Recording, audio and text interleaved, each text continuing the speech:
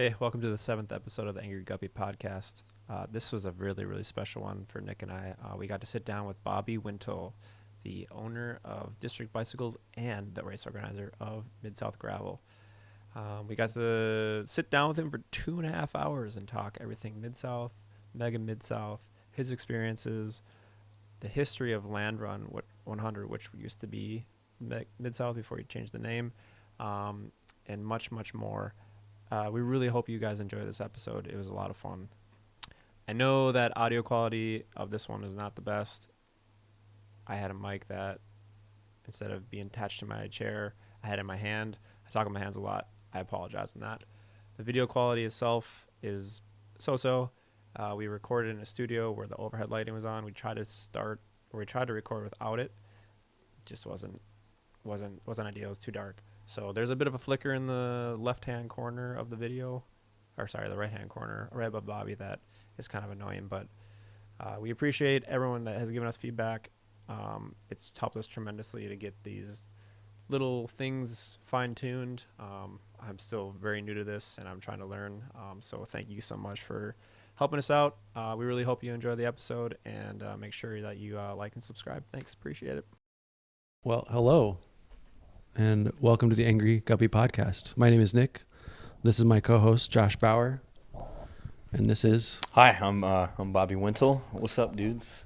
Yeah, we're excited to have you on the pod, man. Thank you guys so much for having me. Of course. Well, Dude, we have so much to unpack, yeah. so much to chat about. Let's get into it.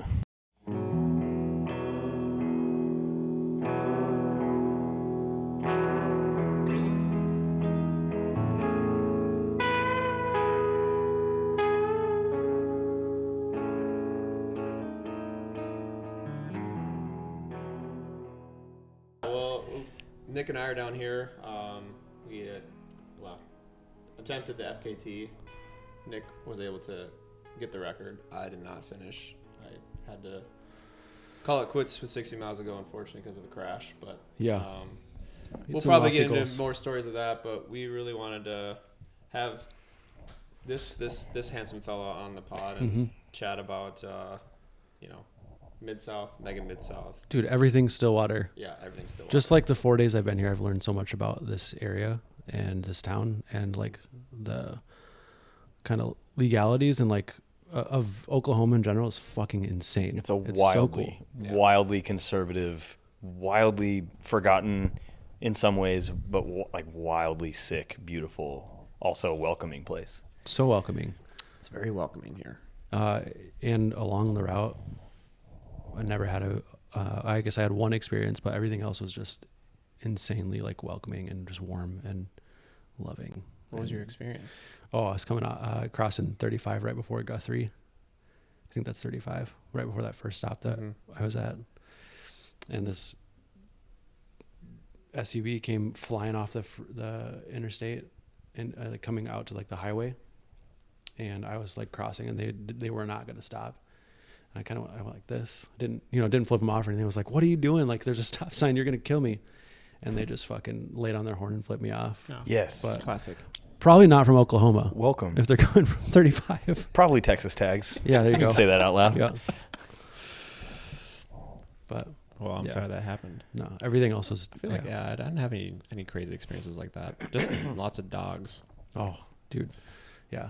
That's unexpected. I really thought that with it being like a weekday that you'd have wouldn't have the dog situation, because weekends a lot of times we'll find that everyone's home, everybody's they're working on the property, whatever, cleaning stuff up, and their dogs are out. So I was surprised to hear you guys say that, actually. Yeah, there's I feel like it's the same thing with Doom. Like every house you go by after you're out of town, dogs, at least one, if not 5. Yeah. Arkansas is a wild place. Yeah.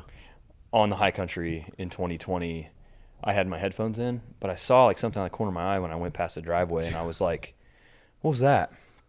So I get down there. I'm down the road 20 feet or whatever, and I turn around, look, and this is a massive dog. I don't know what it was, Rottweiler, whatever you want to call it, huge, bigger, way like would destroy my existence, and it's running with this massive chain around its neck, dragging, and basically when it saw me, it took off, broke its huge metal chain link thing, And then I see, just like out of a cartoon, man, the owners slide out, husband and wife together, into the road, and they're just like, no. And this dog is like, slow. Everything slowed down. and I was like, see ya. I'm out of here. Could not pedal fast enough, I bet. That's not all of Arkansas, but man, dogs. Dude, most of the dogs along routes are cool-ish, but yeah, I mean, none of I didn't. Not that one. I had no dog that was like ever trying to actually attack me. Obviously, they came and barked at me, but yeah. You just gotta yell louder than they can bark, and they're usually like, yeah, go on, get. That's what I heard that when we were riding Monday before the ride at that one dog. Yeah. And I was like, oh, It always Nick, works, dude. Nick. I'm not loud Classic. in general, and usually I'm like a mumbler like this right here and talking like this. But when a dog's coming at me, fuck that. I don't want to get bit. It's the dad voice. That's what I call it. It is. Let the dad voice out. Yeah. Yeah. So, Bobby, King of Midsouth, King. the king. Bobby Hugs, Oh, Red Dirt. I don't know what other things you think of with the Mid-South and Bobby, but dude, red dirt. Community. yeah, Fucking all kinds of bikes, all kinds of people, yeah, all walks of life. Beautiful. Music. Lots dude, of yeah, music. music. Yeah. Yeah, we were here last night in this studio. Listen, you play music, just jam with your band. It's sick. Yeah, we have a whole group of homies that are players in town, and they were meeting at another spot. We call it the Big Room. It's at Hayden's house, and it's big enough. It's really vibey. And anyway, his neighbor's not been stoked about it, and so it kind of shut down. And now we got this spot, and we're trying to get it cleaned up. So we're inside the Midsouth HQ facility that's 2 blocks from District Bicycles. And so we're downtown. We've got a big garage door area in here, but we've got a big spot that we're going to start throwing live shows. And where Josh is sitting is going to be the drum riser. And so, yeah, anyway, if you're around December 7th, Saturday night, we're going to have Zach Person and Rhett Scholl. So come. Like, we're getting music is integral to who I am. And so, of course, it spilled over into Mid-South. But, yeah, we're in the spot. And, yeah, now we're doing the pod here. It's sick. Yeah, Well, multi-purpose, multi-use space. Yeah. For now. studio. Yeah, Jared's taking showers and doing laundry. It's great. It's great. Jared's here. He's in the back. Jared's in the Hey, back. Jared. Yeah. Hi, Jared. Hello. Hopefully, you can hear that. But yeah. What? Yeah. What's what's your history of cycling? Okay. And then what was like integral for you starting? I mean, I think the event started out as Land Run, right? Yes. Yeah. So I'll just give a brief, I'm Bobby Wintle. So my wife, Crystal, and I, we own District Bicycles in Stillwater. We just celebrated 13 years. Congrats. Crazy. Yep. It's retail's son of a bitch, man. It's wild times all the time. Yeah. Yep. Your But space is beautiful. Yeah. Thank by you. the way. Great space. Yeah. If you haven't been to District, definitely stop through. so is Catfish, obviously, and ultra homies between all of us. And we've been friends now for a long time, and been friends with Josh and everybody up in Minneapolis, thanks to our connections through the industry. And so, yeah, like we spur each other on, and it's so great. So anyway, thank you for saying that. I really appreciate it. It's needed, like the camaraderie is needed. But Absolutely. long story short, I'll try and keep it as I try to keep it tight. But I was in a band in college. I've been in band since I was like 15. And Crystal and I we grew up 8 miles apart. She went to the county high school. I went to the high school in Parsons, Kansas. I'm from Kansas, not Oklahoma originally. And she came home for Thanksgiving break in 2004. So the Wednesday before Thanksgiving. So like in a week and a half or something, her and I met 20 years ago. And she came home, and we're at a gathering, and like everybody was there, and her brother was there. I knew her brother and her cousins. And anyway, she came in, and I was like, bro, who is that? And introduced myself. She goes back home. We don't talk for weeks. She comes home for Christmas break. So she's at Emporia State University. Comes back. We hang out every day. We start dating that February. And then a year and a half, we're long distance. I'm in the band. I'm going to school full time. Not riding bikes at all. Nothing. Like running a little bit with the homies in the band because, we're trying to like keep our 19, 20-year-old bodies like from falling apart. And anyway, I decided to quit the band because the guys want to go full time, which I definitely wanted, but I didn't want to not get my degree. Sure. And I was like, well, I'm gonna finish college, and I want to get married. Like we knew it, and we were super young, but we knew it, and so I moved to Emporia, and then in that time frame, her and her dad had been riding bikes for like a couple years at that point, you know, and she'd been running big time. Her dad got into marathons, and his marathon buddy was like, yo, if you like running, check this out. Like you're going to love bikes. And of course he did. Billy, my father-in-law, got Crystal into it. And then they asked me a million times to go on a 20-mile bike ride. And I only had the concept of what that would feel like running, you know? And I was like, no way. It's not possible. Yeah. What do you mean? Right. And so we go for this ride outside of Big Hill Lake, like where Crystal grew up, just outside of Parsons in the country on these sweet county roads.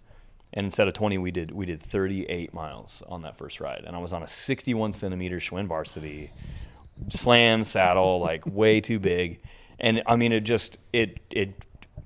know this is lame to say, like maybe it's not, but it changed my life. Like I hadn't ridden a bike like that since ever in my life. I hadn't ridden bikes since I was a kid, and like my BMX bike got stolen when I was 8. And so I started fishing and doing other baseball and stuff as a kid. And so I immediately go back home from that trip to Parsons back to Emporia, and I get on eBay and I buy a 1994 Trek 1400. It's too big. Also, it was a 56. It's too big. And I just fell deeply in love, and I started tearing it apart, doing the whole thing. Crystal and I had written a business plan for a coffee shop because we just love community, right? Like you said that earlier about the race, about the Midsouth. And so that was the idea from the beginning, was a place to gather, a place for people to be themselves, fully be themselves, you know, a comfortable, inviting, like just relaxing place. We started doing the ins and outs of like financials for a coffee shop, and you know, we realized like we have no idea how to run a business. We have no idea how to be in the food industry, to be honest. And so I started working on my own bike and her bike and some friends' bikes, and we were like, well, let's just do a bike shop instead. So yeah, we call Trek. I haven't even worked at a bike shop yet, and I knew that I wanted to work with Trek because at the time they're still making bikes in the U.S. Family-owned company, legacy, top to bottom, they had everything you needed. So I called Trek, and I didn't realize I was calling like the local rep, but I was, and I was just like, hey man, my name's Bobby. You don't know me, but my wife and I are in Emporia, and we're good friends with the High Gear crew and the bike shop there. That's a Trek dealer. We love the brand. We're writing a business plan. We want to open a shop. Where's an open market? And we thought they would say like the coast or this place or the mountains, not realizing he was looking at his territory, of course. Dude, first thing out of his mouth, Stillwater, Oklahoma. He's like, that's really, you guys were still living in Emporia then? We're still in Emporia. This was 2008. Okay. Yeah. That's really cool. He just is like, this is where it is. Yeah. Instead of being like, oh, dude, what are you doing? Get lost is what we hear from a lot of reps, dude. Yeah. No, knowing now like how they operate, like they're always looking for like the next. I don't know. I shouldn't probably say this on a podcast, but they're just looking for the next like area to like grow the business, right? Yeah. So and he'd been a part of the business for a long time, and Wade is still our rep, and he's been there now 20 years or whatever. Wow, that's cool. Yeah, it's crazy. And so we were just like, yo. The guitar player Greg in my band in college, in your honor, his girlfriend at the time, now wife of many years, Megan, went to architecture school here. And that was the only thing that I knew about Stillwater. We'd been on a really short tour run, and we played Oklahoma City, and we crashed on her floor one time. It's like my only experience with Stillwater. Sure. Like that was it. And so we, that was February. Then July, like we come down to see Greg and Megan in Ardmore because they're down south. And we were like, let's go check it out. We stopped in, we checked it out. Anyway, this could be such a long story. Basically, we flipped a house in Emporia in 2010 to 2011 and made a business plan, submitted it to Trek. And I mean, we had $0, man, like $5,000 from a retirement thing that I had from working at Verizon Wireless full time. And we had like no money, none. And we poured it all in the house. Our daughter Emery was 1. And dude, I'll never forget it. I submitted our thing when I was at work at Verizon to Trek, our like retailer agreement and our application to be a Trek dealer. And 14 hours later, they call me. I'm with a customer at Verizon. And I'm like, oh, I have to take this call real quick. I'll be right back. I'm 25 years old. And I go out in the alley and they're like, Mr. Wintle, hey, this is so-and-so from Trek, from accounts. And congratulations, you're a Trek dealer, and you have a $40,000 credit limit. And I was like, dude, I'm gonna go inside and quit my job. Yes, dude. And I did the next day. I gave him 2 weeks. But so Wow. It all ties together to the gravel because, like, to the gravel event, to Midsouth, to Land Run. The way the event started was Land Run back in 2008. Again, before I even worked at a shop, before we really knew what exactly was going to go down. That's when Dirty Cans of 200, DK 200, now Unbound started. Yeah. And they started in 2006, but in 2008 we really became like a part of what was going on. And then by 2010, I was like, yo, there are 500 people coming from all over the place, all these people from Texas. We knew by 2010 that we were, we had that tip from 08, and by 10 we knew we were going to Stillwater, but we didn't know about the roads at all. Sure. But I already was like, man, this is taking off. And there are no events in the springtime to keep all these people motivated throughout the wintertime. Yes. So there should be a 100-mile event in the spring. Yeah. And if the roads are cool in Stillwater when we get there, let's do it. So, dude, we get down here, we get the shop rolling. We were in a different location than we are now. We were on Main Street, like a block away. And we finally had the opportunity to go out and try and find some roads. And, dude, the first time I saw one of the red dirt carpet roads, I was like, if there's more of this, like, this is magic. Yeah. You don't have to go far to find it either. Yeah, you really don't. 2 miles in every direction there's For dirt real. It's insane. out of downtown. So yeah. So then, there's signs all over town for the Land Run, and so Land Run 100 hit me because it was like, oh man, like I wanted to get that same vibe, like Leadville 100 or like Schwamigan 50, like these are cool names, and they tie back to the area. And so I did not know the details of the actual Land Run of 1889 and like the broken treaties, broken promises from the U.S. government to the tribes that had been pushed here in the 1830s for the Trail of Tears, and that this area, this land was dedicated, like promised to them forever. I did not put that. I didn't do my research. I was just putting the race together. Mm-hmm. So the name made me think about what the roads might feel like back when they were made. Sure, That was the only thing. Yeah. And so anyway. What year was the first year of Land Run? Oh, yeah. Sorry. So March 9th, 2013. 2013. Was the first. So it was a year and a half into business that we had the first Land Run. Damn, dude. And we had 109 people or 110 people from 9 states in Canada the first year. Cool. In Canada. Yeah. Cool. Nice. Yeah. A buddy from like a locally has a friend that they do crazy shit together. And so we've been international since year one. It's crazy. Yeah. That's such a great turnout for an event that early in the year. And we had a lot of help too from like the DK crew and stuff. Like they pushed out stuff at that time, and so I mean, we had a lot of help. That's awesome. And then so it was Land Run from 2013 until we changed the name through the Radivist. John very graciously ran the story like exclusively based on my conversations with Yadika Fields, local indigenous ultra runner, mural artist, unbelievable painter, and Yadika's from here in town and lived in Brooklyn for 10 years. Then he's been in Tulsa now for quite a while, and Yadika was the dude that was like, hey man, there's a problem with this name, very sweetly, by the way. Mm-hmm. And I would love to be a part of what you're doing. I would love to be there. I'd love to do it because we had added the 50K ultramarathon run at the time. And he was like, but as long as the name is Land Run 100, like I will never even step foot in my hometown during this event. And in that phone call, I was like, well, then fuck this name. Like, I don't care. It's that the name doesn't change the event. No. It is just the name. Yeah. And like our core ethos are actually going to they have gotten stronger since the name change. And so again, rewind to 2014. We should put, sorry to interrupt. We should put his link in our description of this episode. Sure. Yeah. For sure. Yeah, that's a good idea because the name change story is still on the Radivist. And so anyway, we go, and that was December 30th or 31st of 2019, and we made it a goal to have it changed before the new year, before 2020. We were like, we're changing the name. Oh yeah. We're gonna do it before the new year, and so we pushed and pushed and pushed, and we got all the socials, dude, new website. It was bonkers. But anyway, I'd been using the hashtag Midsouth Gravel since I started our Instagram back in 2014 because I was having a really hard time. And now I know why, because this place is filled with so much just like confusing and sad, horrific history that it's hard to like define Oklahoma as anything other than like, it's just hard to define. It's not the Midwest. It's not the South. Mm-hmm. People call it the South. Sometimes people call it the Midwest, but it's like, it's neither of those things. Like this is indigenous land that has been stolen.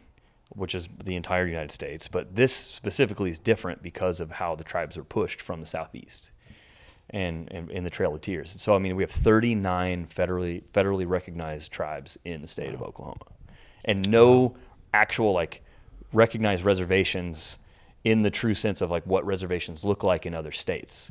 And now there's been some legislation with the Muskogee Creek Nation that they have given the land back that includes a lot of Tulsa. So there's so much, and that just happened a couple years ago. Wow.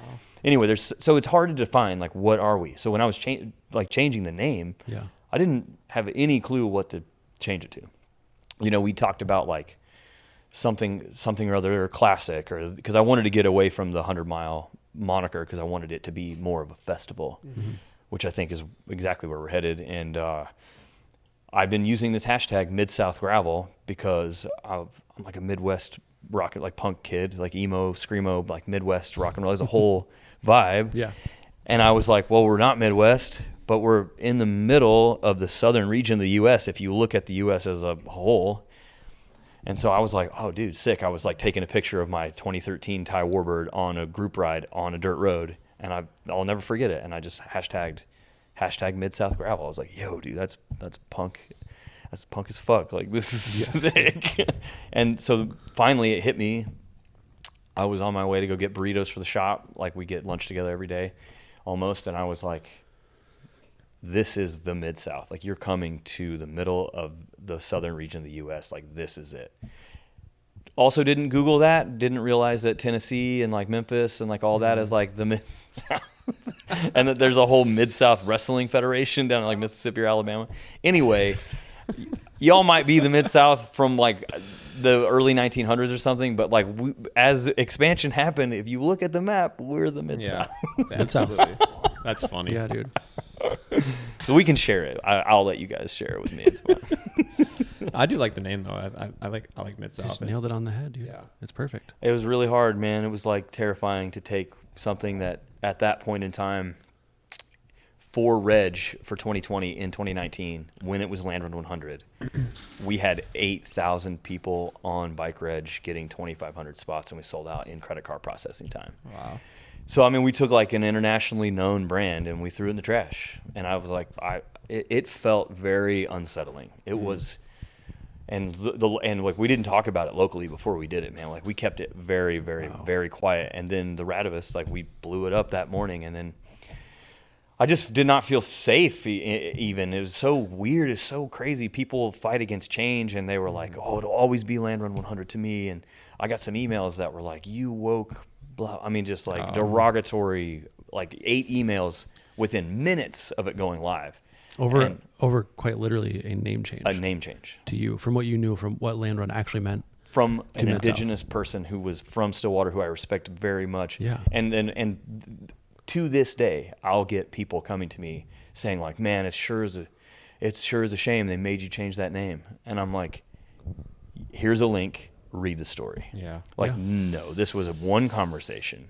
There was, and like you're talking about potentially maybe another event or something else. Like that has nothing to do, you are assuming fully what's going on here. Like this was a relational conversation with someone who I respect, and it was hindering even one person from coming.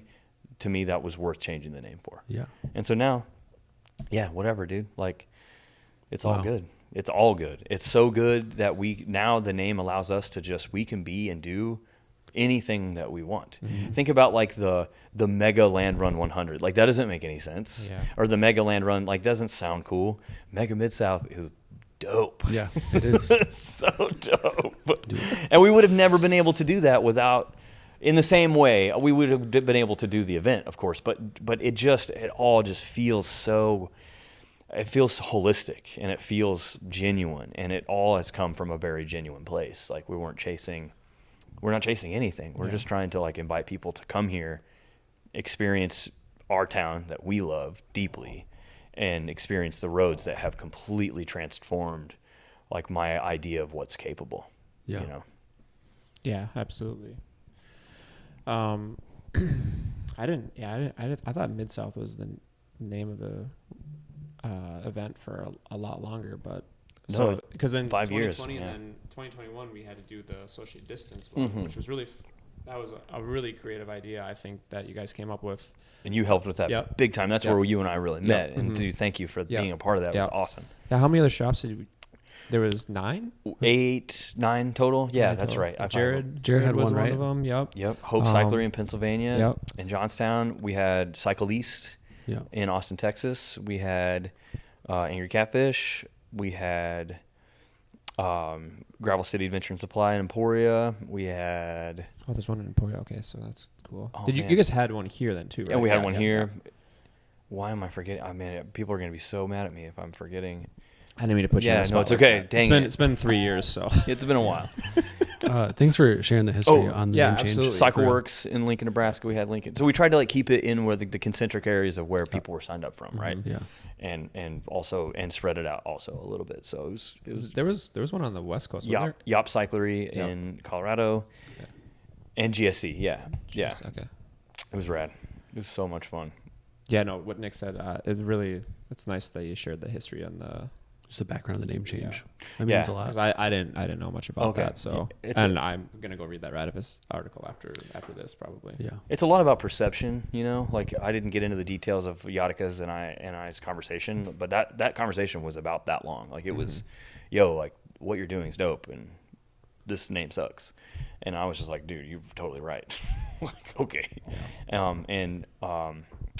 yeah. Anyway, I could go on and on about that because it's been obviously we like eat, breathe, sleep this thing constantly. I mean, the bike shop obviously takes our day to day. It's a retail store, but the ability to be able to just totally mold the experience for so many people coming for that week is we want it to be so good that I think about it every day. Oh, absolutely. I mean, It shows. I've done plenty of bike events in my life, and I feel like I don't ever get to experience what I experience here at any other race. Let's And go. it's really, really cool. And I mean, I've done Leadville. I mean, Leadville has its, Oh, yeah. it's definitely an experience as well. But there's the connection you get here is just really, it's hard to get anywhere else, which is really sick. So, Dude, thank you. yeah. Yeah. And Nick, I think it was your first year last year doing it, or Yeah. I guess this year, Dude, 2024. I mean, I've never been a professional racer ever, and never really want to be. So I've never gone to like Emporia, especially now with like the Lifetime series or any of that stuff. Nothing against that. It's not my bag at all. Well, you but like to coming ride here- by yourself, so. I love riding solo. That's how I found cycling. It got me through a lot of like trauma, and I mean, I've been sober for like 4 years or Yes. 5 years now. Dude, congrats. And that's how I got through that. And that's still, like we were just talking about it this morning, how I get away from, you spend your whole day thinking about work and thinking about kids and family, what I got to do. Like the first, what did I tell you, Jared? First 20 miles of the ride, I was crying because I was just like, none of that shit's there. I mean, not that I don't like thinking about my kid, because I do, and like work, but just like in the moment, this fucking ribbons of red dirt and then miles and miles of view. That's why I like riding solo. But coming down here in March for that event, and it definitely was like inclusive. It was everybody. It was everything. We are, speaking of Midsouth coming up, we are doing something that was also a very, very hard decision. But we're separating the pro men, Yeah. pro Yeah, I saw women that, starts for the very first time. No payout. There's no money on the table, but honestly, we're doing this because the women are asking for it, and they deserve to have their race. Absolutely. And we're not putting out a bunch of calls to pros to be here. They are just coming. So I said this in a call to Sarah Sturm, and I said, I'm going to communicate this publicly as we are not doing this to get more pros to come. We're doing it because they're already coming. Yeah. And we have, safety is number one. And also who doesn't want to watch a race? The media, we're trying to up the media game. Everybody's trying to figure out the live stream stuff. So of course we're having those conversations. But the thing that I'm most excited about is that we are also doing a non-binary pro separate That's start. awesome. That's and we're so the sick. first one. Let's go, dude. We're the first one. And there's 6 non-binary pros signed up right now, and we will have them on the line, and we will have a dedicated media vehicle. And we had this so sick. call the other day about coverage, and all this talk was about men, women, all this, and like how the gear that we need and the logistics and the cameras and the drones, and I was like, we need to add 3 more pieces of this puzzle for the non-binary vehicle as well. Like, and I'm not going to negotiate that. Like, this is happening. Dude, if you are listening or watching and you're an event organizer, Yes. this is how it should be done. I've had a lot of Right help. here. I've had a lot of education. This is not just, I get a lot of credit for a lot of things that are not from my brain or just my own thought processes. So like, I mean, Sally Turner was huge in our staff for so long, and huge in the implementation of so many inclusive things. And then the crew that she works with now with Grounded Nebraska, Kate and Susan, and I know Susan's potentially moved on to some other stuff, but like they showed us also how to do this. And yeah, it's sick, man. People should just be able to be themselves, and everyone else should just ignore. Like, they should not ignore, but they should just let them be themselves and stop feeling so threatened. Mind your own business. Yeah. Well, it's just like back to the same thing of you having to change you change the name. You didn't have to, I bet. Like, Right. And then those people reaching out to you via email, like, why?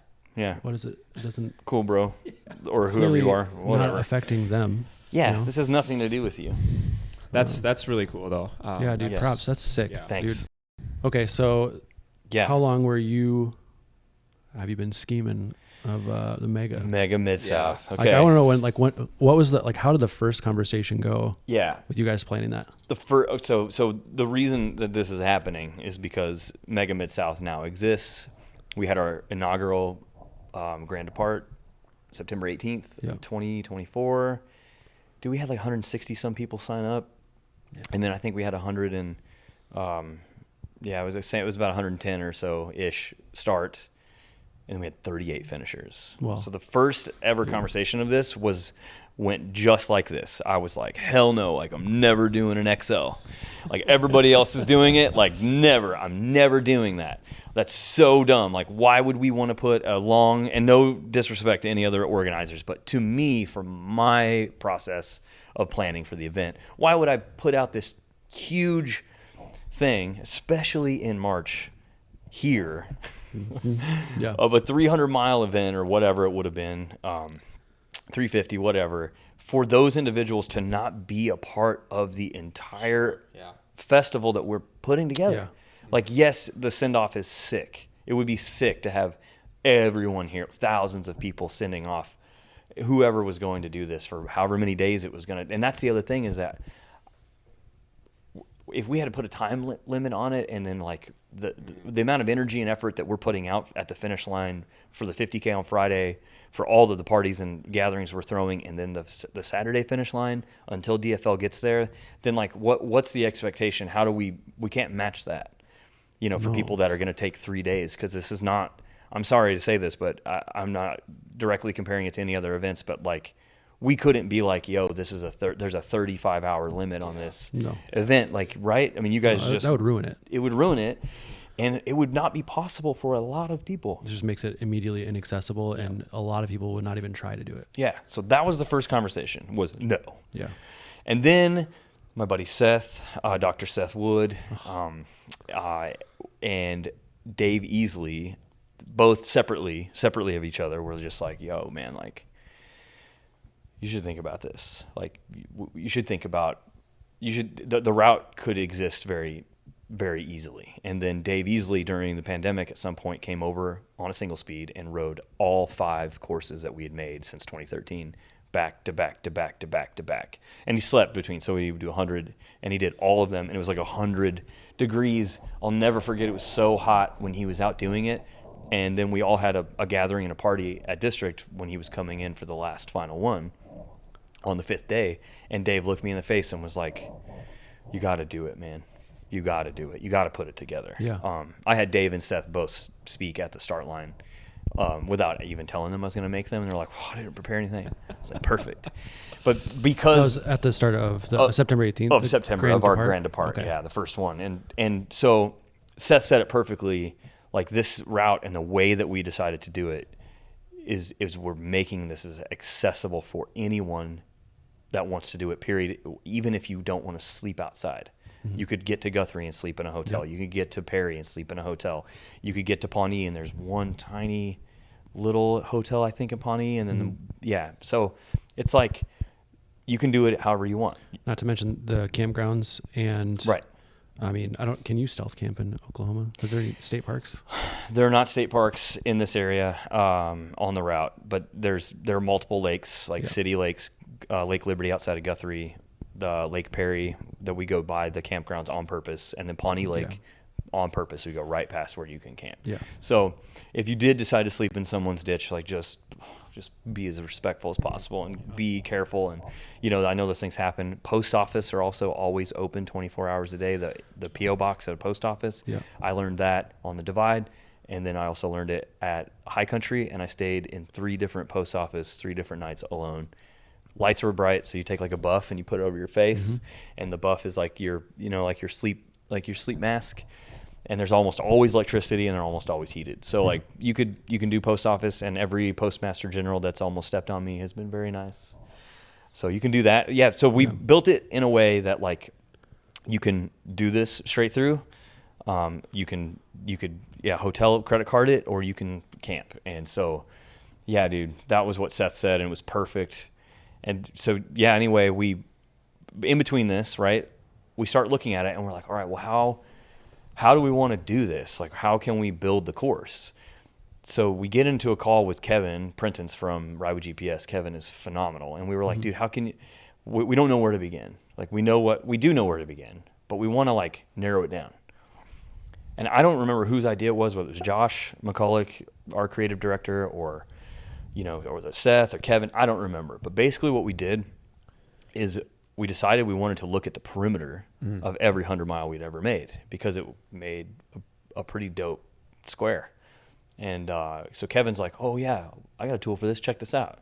We get on Ride with GPS. He imports into an editable spot, like a create page, every route, and then he draws a box around it and then hits some button, I forget, and deletes everything on the inside. Oh, wow. And it just left the perimeter. And we're sitting there in my office, and I'm like, holy shit. Like, is this it? And it was 250 miles. Okay. And I was like, I was going to ask. It was 250 miles. Yeah. And so then so then we look at it, we massage it a little, like we did a few things to make sure it went by certain camp spots, different gas stations, and then I sent it to Seth. I'm like, Seth, bro, check it out. I'm like, I'm pretty pumped. And dude, I swear, he looks at it in half a second. He just goes, no, man, it's not long enough. That was the 250 version? Yeah. Dude, it's funny. It's funny because I told Nick on the way out here, it's like, dude, I just wish it was 250. Yeah. I wish it was 250. I have a version of that.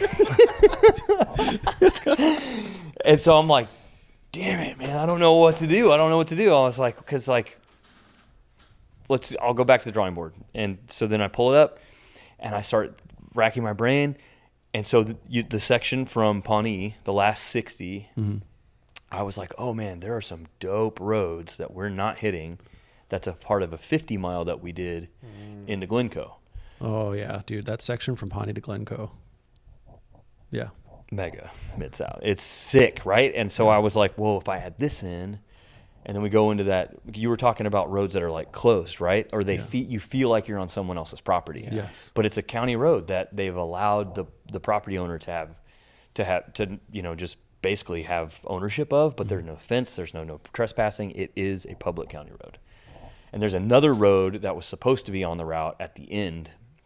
You know when you get on that pavement, that highway for a second towards the end, so you're south of Pawnee, you're not to Glencoe yet, and you start heading south on a paved road for like 2 miles. Yeah. That is only in the course because we lost the absolute crown jewel of this entire route, VFW road, that actually, honestly, for safety is probably for the best. It has just been taken back by nature, and it was on Midsouth course 2021 and 2022. So it was on the when we did socially distance, and then 2022 came around, and Pawnee County gave it to the property owner, and they put up fences, and they did not. They were like, we cannot get emergency services down that road. My 4Runner is built and sick, and I thought I was gonna have to call a helicopter to like pick it up and move it, and we got out. I don't know how, but that road got deleted. That's a bummer because it's such a banger. Yeah. It's like mountain biking in the middle of the country. It's crazy. That's crazy. But anyway, so then that made it 300.9, like 300.9 on the nose by adding the Glencoe section. Yeah. And also adds that gas station at Glencoe that's open at 5 a.m. And yeah, so that was it. And then when I sat back and saw 300 and I gave it to Seth gave us the okay, which I very much wanted his blessing. Yes. And there it is. So then we were like, well, now we have it.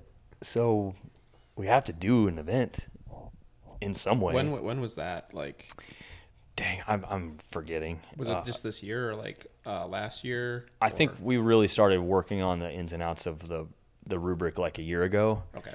And I was like, yo, like we're not doing this during Midsouth. Yeah. We're going to do this in the week leading up to Reg. We'll do it on a Wednesday in the middle of the week because if you're doing a 300-mile ride, you're going to have to take time off anyway, like when you get back or whatever. So we're doing the grand depart on a Wednesday morning, and then when they get back, hopefully everyone will be back by Saturday, which we've had a Reg party on Saturday. If you're at the shop, you're in, even if we sell out quickly. And we did 5 bands live music at Stone Cloud that night, and that's all free. Mega Midsouth is free. There's no sign up. The tracker thing costs some money from track leaders to rent or to turn on your spot or your in reach, but like that money goes to them. And so we just decided like this is how we want to do it because we didn't want to do the grand depart on Saturday because we didn't want people to miss the Reg party. Sure. And so we just decided like let's just do things that make no sense to anyone else. That makes complete sense for us. Yeah. And so that I think that we haven't actually fully confirmed like dates and stuff next year yet because football schedule for OSU and athletics and stuff is crazy. Sure. Yeah. So we wait for that. And for other events, we kind of wait for that too because there's a local gravel series in Oklahoma called the G3 that starts right around that same time. And we just don't want to overlap, especially over local homies. And so it will be September again in the lead up to Reg again, I believe. Unconfirmed, but yeah, dude, free. Like, let's party. Yeah, I remember when it got announced, I was just so stoked. Yeah, dude, I think did I send it to you? I think I sent it to you. Oh, I don't know. I was like, yeah, that's definitely my bag. More than I mean, just coming like fresh out of Midsouth this year for the first time, seeing that, you know, knowing our connection with the shop and stuff, and then the Get Here grant, I was like, I want to do that. But the North Star route that we were talking about before we started recording, I was like, literally a week off of. Yeah. And would have been That's right. miserable. 630 miles. And then come a week later to do 300. It would have been a very different experience for sure. But Yeah. I think I had Schramm again this Saturday after. Yeah. So I didn't come do it, but we came. We did it. We came. You We did. saw the route. And I'm so glad you did because that's the fun thing. It's funny. I want to address this because maybe other people have this kind of mindset about FKTs or maybe don't understand FKTs. So maybe we should talk about that just a little bit. For sure. Because I'd love to hear about your guys' experience too. I'm sorry. I apologize to the viewership like you for my long ass stories. I don't know how else to explain everything. It's so beautiful. Before we go into the FKT thing, actually, real quick, just about Mega in general.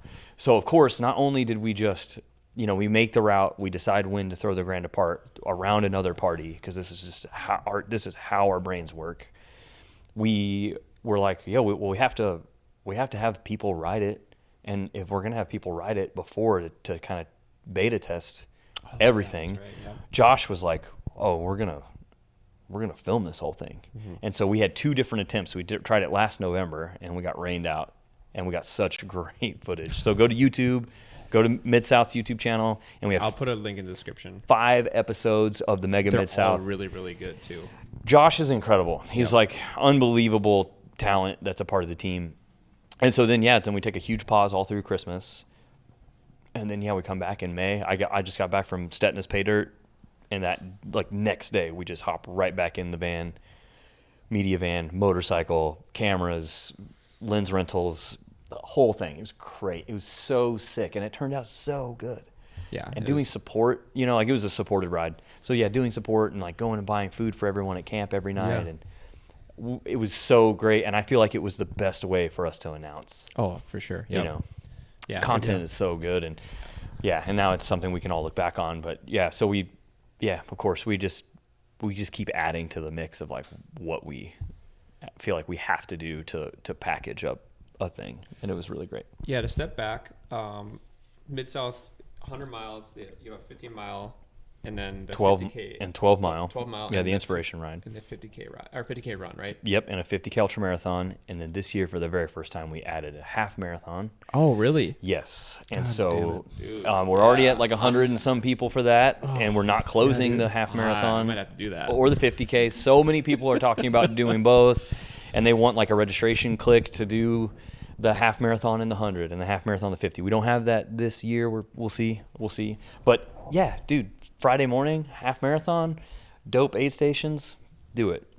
And then also we have the double. So the double is Yeah. the 50K ultra marathon on Friday and the 100 mile on Saturday. And as far as I know, Lachlan Morton's coming to do the double, which is going to Oh, be no way, so sick. I was thinking about that on the ride on Tuesday.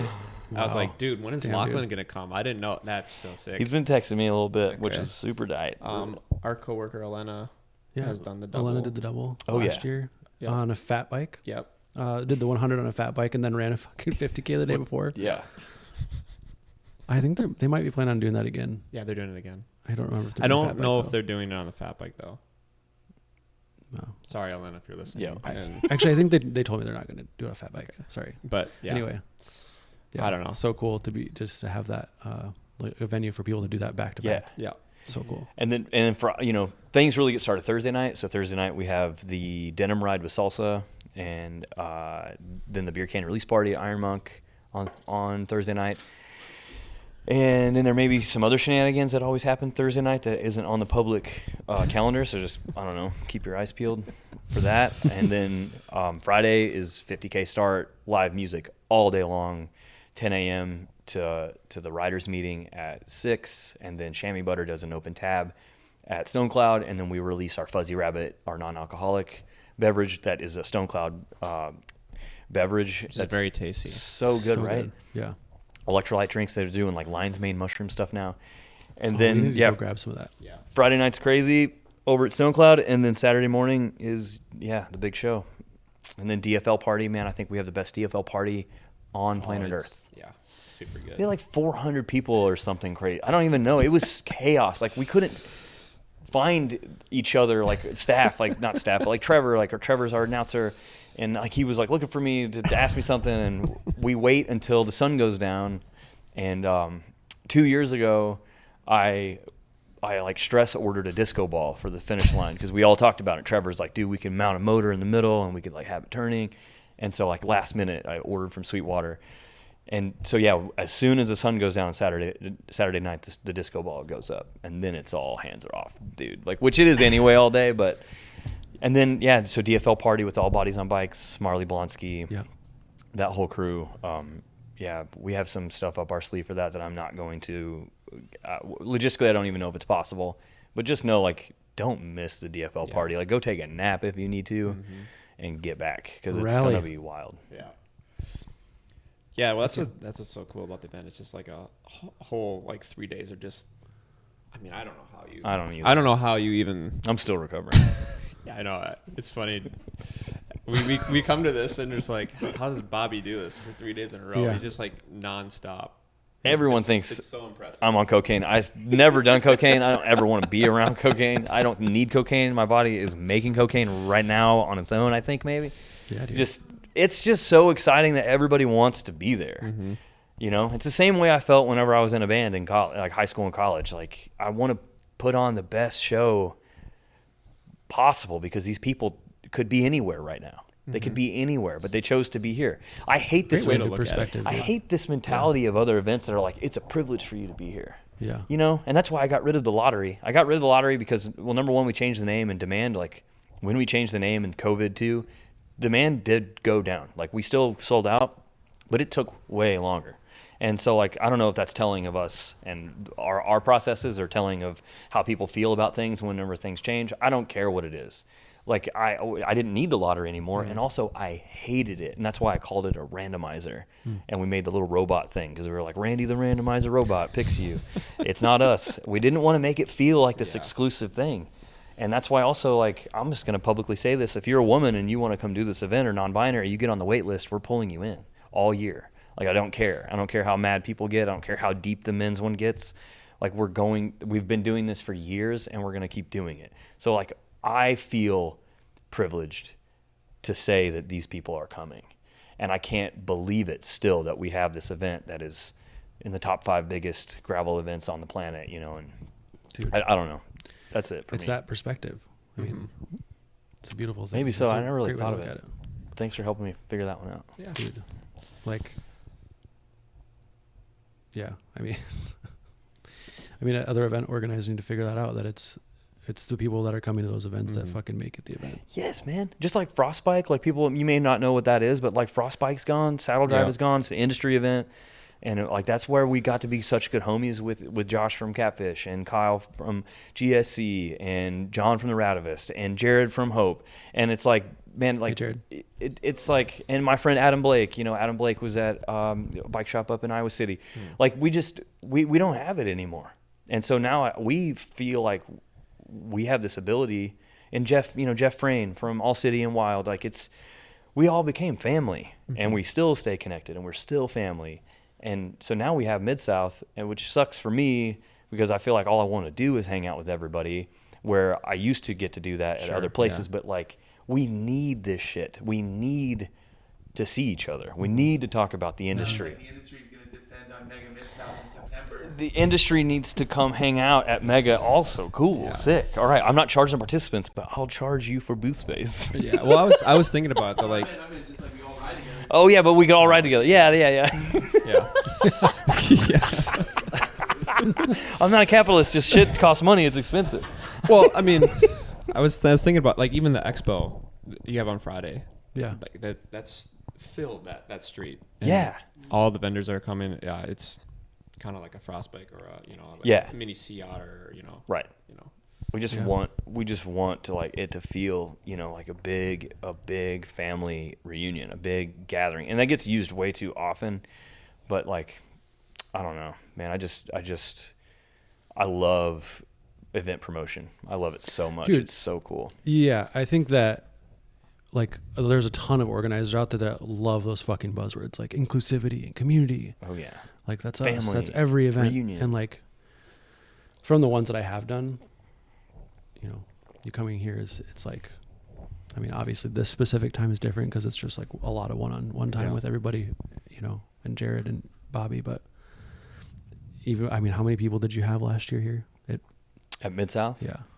30 Or sorry, in March. in March at Midsouth in March we had 3,250 and almost every single person showed up. It was insane. And Over it felt- 3,000 checked in on Friday, and then all the industry too, and friends, I don't know, a lot of Yeah. people. Yeah. And it genuinely felt not just like you were trying, but inclusive. And it felt like community. So thank you. Thank you. Yep. So FKT. Yeah. Yeah. Well, let's just. Oh, you go ahead. FKT. If anyone knows, it's called the fastest known time. I actually had a few questions about that before Sure. we did that. So More heavy on like the ultra cycling and bike packing. That is like and a little bit more popular with those. Yeah, solo, unsupported is probably the biggest part about that. You're not drafting. Yeah. You're not working off anybody else. You're not working together. It's you, your bike, and the shit you brung. And the route. And the route. Well, yeah, Right, of course. And But hopefully it's the- like the most important part. right. And hopefully the resupplies that you calculated correctly. Yeah, right. So Or fun. So yeah. stressful. That's like part of my favorite part about solo riding, though. It's just like that setup and reading the map, looking at the map. Where am I going to resupply? What happens if I miss one? Blah, blah, blah, blah. Sorry. Yeah. Well, I guess for me, like this is my first time attempting something like this. I've done a 240 mile like supported ride, which is up in Minnesota, the Day Across Minnesota, which we had an episode on that a couple weeks ago. Yeah. So this is my first time doing a self-supported ride. and I was very, very nervous. You were. Yeah, That surprises me. Because That surprises me. I was like, Josh is gonna crush this. Yeah, Dude, he was so doubtful for himself the entire fucking time we were planning this, and I'm like, shut up, dude. Like, you. Well, I should have sent you some roses or something. Hey, baby, I'm gonna be just fine. I It's gonna be think great. I was just like more worried because like I've not ridden that much this year, so like I was really worried about the duration of it. Yeah. So, and last summer I did a 24-hour mountain bike race, which was Solo? laps. Solo? Yeah, solo. Wausau. Wausau It's in 24. Wisconsin, and yeah, I did 239 miles of that and rode for about 22 hours or 22 and a half. But that was laps, so every lap I could stop and get something if I needed to. So this was like a challenge for me to try to figure out where I needed to do it. And even on Monday night, I was looking at the map. I'm like, dude, fuck this. I can't think about this. I'm just gonna go ride. Yeah. And just hope that I can just make it to the place that I need to. Yeah. And I did. Yeah, you did. Nick and I started Tuesday morning at 6 a.m. right in front of District. It was awesome. Bobby and a couple friends rode us to the park onto that really long road. Yeah, I think that's the longest stretch of the entire route is 10 miles straight. Yeah. And it's now, I mean, between September 18th and when we started on the 12th, they paved like 3 miles of that. Yeah. now? It just 1 mile. Oh, 1 mile. But 2 miles of it had been dirt the whole time we were here. And so 2020, they paved that first mile, but then there was like a gravel mile in the middle. Oh. And that's the brand new pavement that they just dropped last week. Okay. I mean, last week. And we knew it was coming. But yeah, so it makes it weird because now it connects so much more, and there's not that little bit of reprieve, or not reprieve, but gravel, dirt that gets you stoked in the middle. So yeah, it's going to stay a part of the route, but it is a little bit of a bummer in my opinion, because I want all dirt, For sure. 100%. I'll take it. It's nice. Yeah. Yeah, because once you're every gone, piece of tar that I rode on Tuesday, I was like, all right, this is sweet. Yeah. This is sick. Little reprieve. That downhill approaching mile 100, the Seward Road, and you guys are going down towards 35. Bro. Dude, that was so sick. Bro, when I hit that on Mega, when I did it with everybody back in September. By the way, yeah, I've never done, I did the socially distanced Midsouth in 2021, but I've never ever done the race. Like, I'm at the finish line, right? So when we made this, it was like, oh, dude, like, especially for this first time, because I love this stuff too, and we could have another podcast about some of the other things that I've done. I would love to do that with you guys if you ever wanted to talk more about other ultra routes that exist. Absolutely. Oh, hey, come on in. What's up? Oh, hi. This is my friend Aaron. Hi, Aaron. Hi, Aaron. Yeah. You need anything? No. All right, sick. You're good. But yeah, it was like it hit me like a ton of bricks that, oh yeah, it's not the same thing as Midsouth in March, so I could actually do this event with everyone the very first time. And so I did zero training, and then decided I wanted to ride my Storm Chaser, so I rode single speed also. Hell yeah. Fully loaded, but I took almost nothing to sleep with. I did take my I bivy. did not know you did it on a single speed. Yeah, I did on a single speed. And it's the first time I've done anything on a single speed more than 100 miles. And the last time I really rode the Storm Chaser was Mid-South 2021. Jeez, dude. What the fuck? I kind of do recommend. Like, that bike fucks super hard. And anyway, Well, should do it. not only that, you guys had probably the worst bro. heat for it in September. Well, and you were in a drought too, so everything Big was time. sandy. Big time. That's what we talked about when I finished. I don't know which I would have had. I don't know which I would prefer. Like fucking 107 heat the entire time, with a massive storm rolling through. If you were out for over 24 hours, and sand, like deep shit. sand. We had a guy, Mark, who'd never done anything like this ever, and Mark was on this Poseidon. Dude. That was on Nick's videos. Yeah. And we make it across the Cimarron River, so we're at like mile, whatever that is, mile 130, 20, I don't know what it is, but is that the one that the big ripper right before Yeah. Perry? Yeah. Okay, yep. And we're on those big rollers, and we're rolling, and I man, I was running 2-1, so like I didn't even think about anything. I also didn't even like air up my tires for like 3 days before, and then we got out on the ride, and I was like, oh man, my tires are kind of squishy. And I just did the whole thing like that. I didn't. It was I fine. love that shit. That's the way that I do things. Like Send it. my little reel before the race, I was like, I have no idea what my pressure is, but it felt good today, so I'm just gonna leave it. Yeah, I was floating, man, and a killer setup. 2 1s on the Storm Chaser, sick, and we're hitting this stuff, and we were in a group of 10. I'd gotten like a handful of other homies that were gonna camp at Guthrie, stoked on leaving. They were like, "What are you gonna do?" And I was like, "Bro, we are rolling deep. It's a full moon. The sun is finally down. It was still so hot. Let me just say, like, you do not want 100 and whatever it was, like 107. It was brutality. It was so hot, you guys. Like, getting to Kearney at mile 60 was it didn't feel impossible, but almost. If we get to the gas station, it's carnage at Kearney. People were throwing up. People were I got into the beer cooler and we're just sitting there with like a Gatorade, and we bought a whole bottle of pickle juice that looked like a vodka bottle. We chugged the whole thing outside. People were getting picked up. People were asking me for help to get picked up. I was like, dude, we're not providing that. We made it very clear. Yeah. It was crazy. But anyway, I don't know, man. I could go on and on about our stories, but the one thing, the sand between Guthrie and Perry, I hit this one bottom section of a huge downhill flying, and I was like, oh, no, man.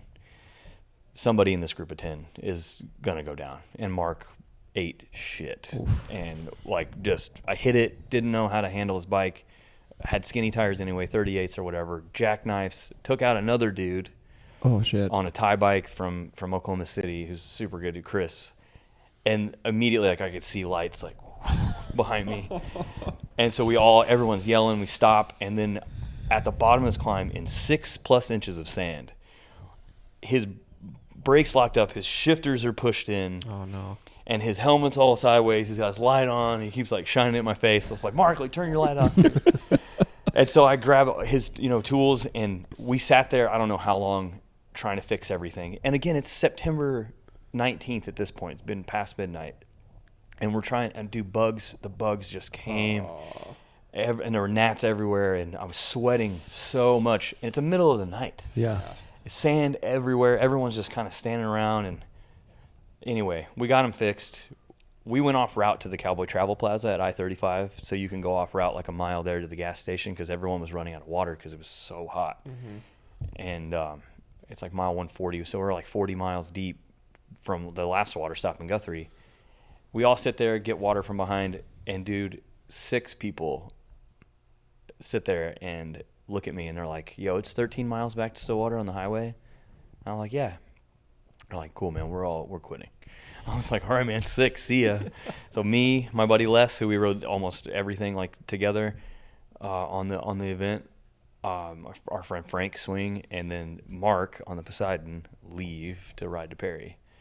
And we go through Narnia, through the double track, and we get to Perry. We get to the comeback lunch cafe at 6:03, and they opened at 6. And I'm like, yeah, we are going up in this motherfucker, and we are eating all sorts of food. Yes, dude. Anyway, that's basically how it went. Mark was the one that crashed, and he didn't call it. He continued. Yes. That's cool. Fuck yeah. That's Way to go, really Mark. sick. Yeah. That's like Props, after you Mark. guys all like fucking had to rebuild this bike. And long story. Anyway, we ended up for 4.5-ish plus hours in the middle of the day the next day behind the liquor store at Morrison in the shade of whatever shade we could find. Oh yeah. So the lady, the woman that runs the place, I can't remember her name, super sweet, and the guy was there too that you guys met. Mm-hmm. And we just chugged water, tried to sleep. I think I slept about an hour. And then we got up and leave, and then we get a full-on tornadic Oklahoma thunderstorm with 70-mile-an-hour wind, and we're hunkered down in a creek, tried to leave. Wind picks up again so hard that I can't see 20 feet in front of me. That's so wild. We thought the trees were going to fall down. We got inside a barn. My buddy Les is holding on to a combine. Like, it was ridiculous. Jesus Christ. Then I look at everyone, and I'm like, all right. We roll on. We get into 2 miles of hike-a-bike, and everyone's bikes are super heavy, freaking out. And they're like, dude, we can't do this. We can't do this. We can't do this. And I'm like, well, we don't really have a choice. The 2 choices are this. We keep going and figure this out, or we camp en route right here on the side of the road. We'll sleep for 4 or 5 hours. We'll wake up. It had been so dry that it should probably dry up enough for us to get to Pawnee. So sorry, this section was between Morrison and Pawnee. Correct. And Correct. That's the section we rode after I crashed, and The east-west. It was pretty gnarly. Yep. That section. Yeah, the big east-west Yep, road. Yep. Yeah. So Sorry. no, exactly. And I want you guys to talk to, but anyway, I'll just wrap this up as fast as I you're can. good. You're good. But it's like we get up there and the sun's going down. I'm having the best time. I'm like, yeah, this is what I fucking wanted. I wanted this to just rip my soul out of my body. Yeah. I hadn't done anything long in a long time. I'd never done anything single speed. I had my bivvy and I had a sleep pad, but I had and a puffy, no sleeping bag, no pillow. And I was just like, let's just camp right here. Like, it'll be fine. And my buddy Frank decides that he's like, I'm not doing this. I'm not staying. And he was doing great. And I got really frustrated because it was mile 225 and we had 75 left. And so he made a call and he went off route and left. But Mark and Les and I are there. And this dude from Florida, Gary, shows up on a 36er. He found us. He'd cut part of the course because he had some issues, but he did like 275 miles total. Yeah. And so we're calling him the Skip Johnson. He's a Skip Johnson champion. He skipped a little bit. So we'll always, every year, I think we'll have some sort of Skip Johnson award at Mega Midsouth. Yeah.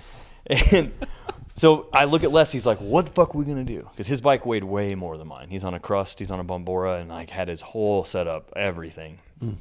And so Evasion. He's got a Crust Evasion. And so anyway, I'm like, dude, let's just camp right here at the top of the hill. Like, there are no Was vehicles. it raining at this time still? No, the rain had stopped. Okay. And the storm had moved on to Tulsa at that point. This is still midday. No, the sun just set. Okay. So we were going through the storm as the sun was getting low. And then when the hike bike was happening, the rain had stopped and the sun was setting. It was beautiful outside. And the temperatures had finally dropped a little bit. Yeah. And Just reprieve to reset. yeah. So Les gets his tent out and he starts setting his tent up in the ditch. That's the flattest spot we could kind of find. And all of a sudden, and I'm like talking with Gary and like standing there, and I'm like frustrated that Frank quit because I knew he could finish, and I'm like, it's not my decision. I need to let it go. Like, I'm just gonna let it go. But we hadn't slept yet, like an hour maybe, right? And this is well over 30 hours into this thing, and Les starts screaming. He's like, "Ow, ow!"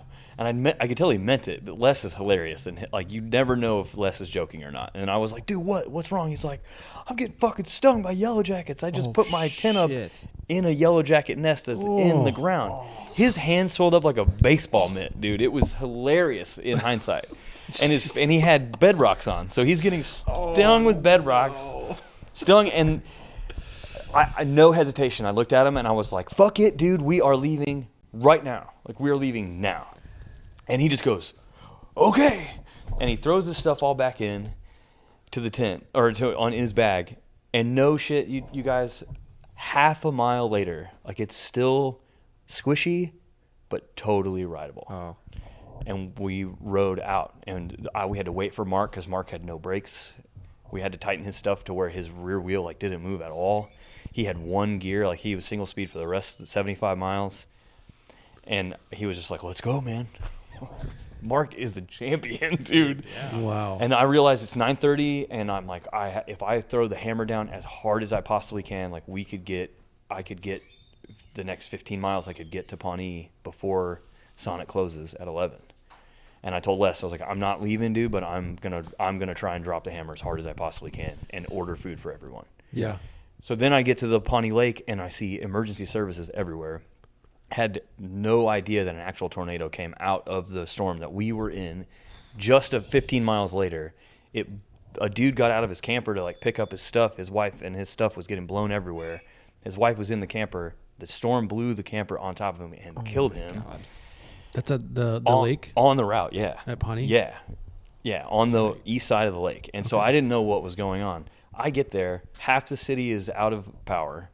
Every emergency service vehicle is at the camper. All the news people, and then there are 3 full-size trees down around the lake road that you went around. Yeah. And I had to like hike a bike That's over. before the pavement, right? Yeah. Okay. Yeah. Or you're on pavement kind of, or whatever that lake road is. I can't remember. And yeah, so then I get into town and I get to Sonic, dude, and I had 13 minutes left. And I was like standing under the Sonic sign and I was like having a religious experience. And then I hit the button. I'm like, will you give me 5 double cheeseburger smash meals? And they're like, did you say 5? I'm like, yes. I'm like covered in mud head to toe. My bike's covered in mud. Yeah. Did And I then- stutter? Did I stutter? Yeah. And then we rolled out and we made it back in sub 48. So it was 47:30. 1 yeah, hour dude. sleep. For people watching and listening, typically that is like not the weather y'all get here in September. Not in September. Okay. We're not Like if you're thinking about doing tornadoes, the like- event. No, not in the fall. It's a springtime Right. thing. Yeah. Okay. Yeah. That's wild. It's crazy. Storm sometimes, but not like storm. Like it was like pink, on like pink purple like radar. We looked at it later, and right where our dot was with the radar, we were in. I mean, you guys are the so thick of it. lucky that Man. nothing really, really, really horrible happened. And the whole time I was just laughing because I was like, of course it's happening to us, man. Like, and it was just us and 3 others behind us that had to deal with the mud. Everyone else. No, what? Oh, Everyone else, it dried up enough for them to get through, and everyone else was either before. And we got top 10, so we were like 10th through 14th or something. Yeah. And everyone else was fine because it dries up in 24 hours, and no one got there until later. It's kind of like your experience with when you had the one little spurt of storm at like what? I had two, one when I had the flat, and that was a whole fucking thing. But then, yeah, like that storm that came through did create enough mud to make all the hills fucking soft. Oh yeah, And then, or just like softened up all because the it gravel. rained 10 inches in one day last week. So everything was still pretty moist. Yeah, so otherwise it would have been probably fine. It would have just Yeah. absorbed. And then, yeah, I think once right after Glencoe, another probably 10 or 20 minute storm rolled through. That was all in the last 30 miles though. So, but yeah, dude, Yeah, that sounds like it was awesome. Yeah. everything you wanted Yeah, the route dude. to be Yeah. for yourself too. It was Like- so sick. Let's also just give a props to Mark Yeah, Mark, dude. for bro. crashing and just still Did sticking you, with it. did you, gosh, what's Nick Morales? What's Yes. Nick's last name? Yeah, I believe it's Morales. Yeah. Just did a documentary of his experience with Mega Midsouth and the route, but there's a video of Bobby fucking with the Poseidon, that Mark's really? Poseidon Yeah. at the Yeah. end of it, and you can't even just went live fucking today. put it backwards. Nothing. It's just fucked. Nothing. Damn. And that was less than 24 hours Dude, after we finished, I so mean- it hadn't been like sitting forever. Yeah. Yeah, riding through sand is fucking treacherous sometimes. And mud and Yeah. Dude. then fucking yellow jackets. Dude, that sucks for Les. I met Les in 2023 when we were all like when we had the family did. dinner. Yeah, that's the family right. dinner at the house we were staying at. Yeah, the dude's funny. He's hilarious. Les is one of the best humans ever to live ever. I'll say this about Mega, about the inaugural, and if you're thinking about coming in September, like anybody that's thinking about it and thinking like, oh, is this something that can I do? That like even you were having doubts, right? Like it's like, yes, you can absolutely do this. Yes, you can absolutely ride way more and sleep way less and or do it the other way too. Yeah. Like do however you want, but you can do way more than you think. Absolutely. Way more. And the vibes of this year's Mega were like beyond anything I could have imagined. We didn't know what to expect. We didn't know who was coming. We didn't know the stories that were going to come out of it. We didn't know the stories that people were bringing. It was so absolutely like genuinely beautiful in a way that I did not expect. And I just hope that the Mega is that way as long as it's happening. And I mean the same way with Midsouth in March, but this is different because it brings out a different. There are so many people that like Nick's like, I've never ever done a bike event before, and like, but this was something that I wanted to do, you know. And Nick Morales from Velo Orange, and so many people from Florida came. We had 4 people from Florida, you know, a bunch from a guy from Utah, a bunch of people from Chicago, and they're like, I swear, dude, 50% of the people like would have never come out for Midsouth normally. And the other people are like, yeah, but we've been waiting for you to do something like this because this is our jam. Yeah. Like we want to do this on our own. We're not worried about a fast time on a 100-mile one-day event. Like we want to come out and like feel a place, experience a place. And like Jared talked about this from the photography standpoint. He's been to Midsouth and land run 6 times. He's been DFL in the past, close, and spent a lot of time with the DFL in the past.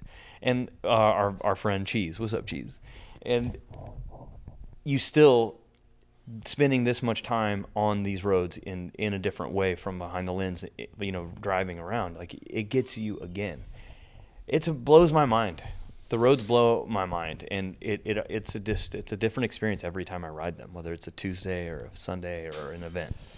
Yeah. I mean, I really got to kind of soak up the landscape here more than I ever did at any of the 100-mile ones, because the 100-mile ones I'm like breathing through my eyes just trying to stay on with groups. Yeah. But this one, I was obviously going still pretty hard, but like I was able to just like really appreciate all the roads that were around, and like all the deer that were jumping over fences, dude, the dogs, like all the other wildlife. It was just like so beautiful, especially like when the first sun came up and that first 20 miles, just right after that long, what's that road called? 19th. This is 19th. This is but ridiculous. Then right after that, it's just like windy through the you're in the valley, so beautiful. And then when I saw Jared first, his first pictures of me, like the sun was starting to come up, and it was beautiful, man. And I don't know, it's fun to experience it this way instead of doing the race in March. Yeah, and it's different. Obviously the race in March is really two fun very too. different things. Yeah. But I like to ride my bike fast and ride and try to race and with groups of people, and but it opened up my eyes a lot more to like bike packing routes and longer ultras. So you also got what you wanted out of it too. Mm-hmm. Absolutely. I mean, Josh I can't wants wait to do Tour Divide. Yeah, I want to do Tour Let's Divide go. eventually. It's incredible. Yeah, you did it in 2016. 20. I thought 24 days, 1 hour. I wanted 20 days really bad. Made so many mistakes, and there's so much information out now. I mean, there was then too, but like, yeah, you'll crush it, dude. You'll crush it, and it's out of control. It's out of control. You just have to get out of Montana, dude. Just get out of Montana, and everything else is gonna be okay. Montana is ridiculous. 75% of the people that quit in Montana. Oh, really? Yeah. So that first 775 miles, it's just really rugged, and the climbing is out of control. Sure. It's out of control. Well, it's on your list as well. Mm-hmm. Yeah, I was going to do it next year, but I think 2026 is my goal now. So I was going to do Arkansas High Country, the full route this year, and just was like not feeling ready after North Star, and that was in October 5th this year. But I moved it to next year. So sweet. But Doom again next year. I did Doom this year and did Doom last year. Yes, shout out to Andrew Onerma. Yeah, and Ozark Gravel Cyclists for sure. And J-Rock. It's going to do Despair. Oh, yeah. I'm going to probably do Despair as well. Yeah. I'm a little too afraid of the Doom. I know I could probably do it, but... Yeah. You could do it. I don't know. Should we just kind of chat a little bit about both of our experiences I would on love to Tuesday, and then talk about the Get Here grant? Yep. And what our project was with the whole jerseys and stuff. So yeah. Okay. Well, I mean, like I said at the beginning of the episode, Nick did get the FKT, 22 hours and 38 minutes. Goal was definitely sub 20, but yeah, I mean, Nick and I both came into this like, we can probably do 18 hours, and I think we both really underestimated how tough the course is. I know Bobby said that anybody can do it, and you can, but just so you know, it is a very challenging course, and it's totally doable. Absolutely doable. Yeah, I think from what I understand from stories I've heard from Bobby and a couple of other people that have ridden the route, and obviously people that have ridden the roads down here for Midsouth, is like you're either gonna have deep ass sand or you're gonna have a fuckload of mud. Mm-hmm. And if you get a moment where it's a majority hard pack, you were lucky. Mm-hmm. And that is a perfect condition. I mean, yeah, the camera probably is not picking up the mud too much, but it rained last week, 10 Yeah. inches, and it was still that was still there. There was standing water in a lot of places still. Yeah, it just had nowhere to go. Yeah. Yeah, your bike is proper. Yeah. It's proper. No, it was beautiful. I had to stick a couple times. Yeah, Just same. pull mud out of behind my chain ring and in the yoke there. Yeah, so Nick and I rode with Bobby and his friends, and Nick and I split up pretty early on. Yeah, dude, I was I feeling told- pretty good early, so I just kind of took off, and we had aspirations to ride together for at least the first 100, just to kind of keep ourselves sane. But Yeah, I'm a- side by side for all the I'm a nerds out there. jackass, I guess. No, not a jackass. I was actually, with how nervous you were before, and our conversations about, everything and trying to like ride together. I would have. I mean, when I initially wanted to do this, I was going to do it solo anyway. So I was not butthurt about that, but I was just stoked that you were like in it, and you were feeling. Well, it. once Bobby said, "You guys have fun," I was like, "Okay, it's on." Bye. Yeah, I was like dying trying to keep up with them on 19th on pavement. I was like, I want to ride them out of town, and then I was like, oh man, I made it about 4.5 miles. See you guys later. And I was like, go baby, Yeah, go. it was so awesome. I was like, "All Yeah. right, That was such a great send off. Yeah, it Yeah. was. I was like, Thank they you. need to know. Like, it's okay. Yeah. I'm on my cross check, and I'm very out of shape. But then we just rolled on and watched the sunrise. It was Yeah, sick. it was a And beautiful it was sunrise. such a good sunrise. Yeah, Yeah, I dude. got some good video while I was riding along.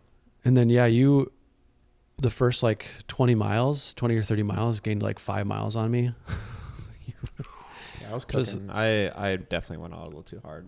I was looking Wow. down at my Super surprising. my numbers. Were like, oh, okay, I need I had to cool it. to back a little So bit. yeah, with that, and the first time I talked to Jared, I was like, dude, this is Josh's deal. He can't go this hard for the entire fucking time, especially if there's any mechanicals or any, poor conditions. So I'm just gonna stay on him. And dude, Yeah, you kept me honest though. I mean, so you know how I talked about North Star, and I was like, I have to like stay the routine of like getting to a stop, making far and few between, setting my timer, and then getting in, taking my shoes off, taking care of my fucking high carb mix, and refueling everything.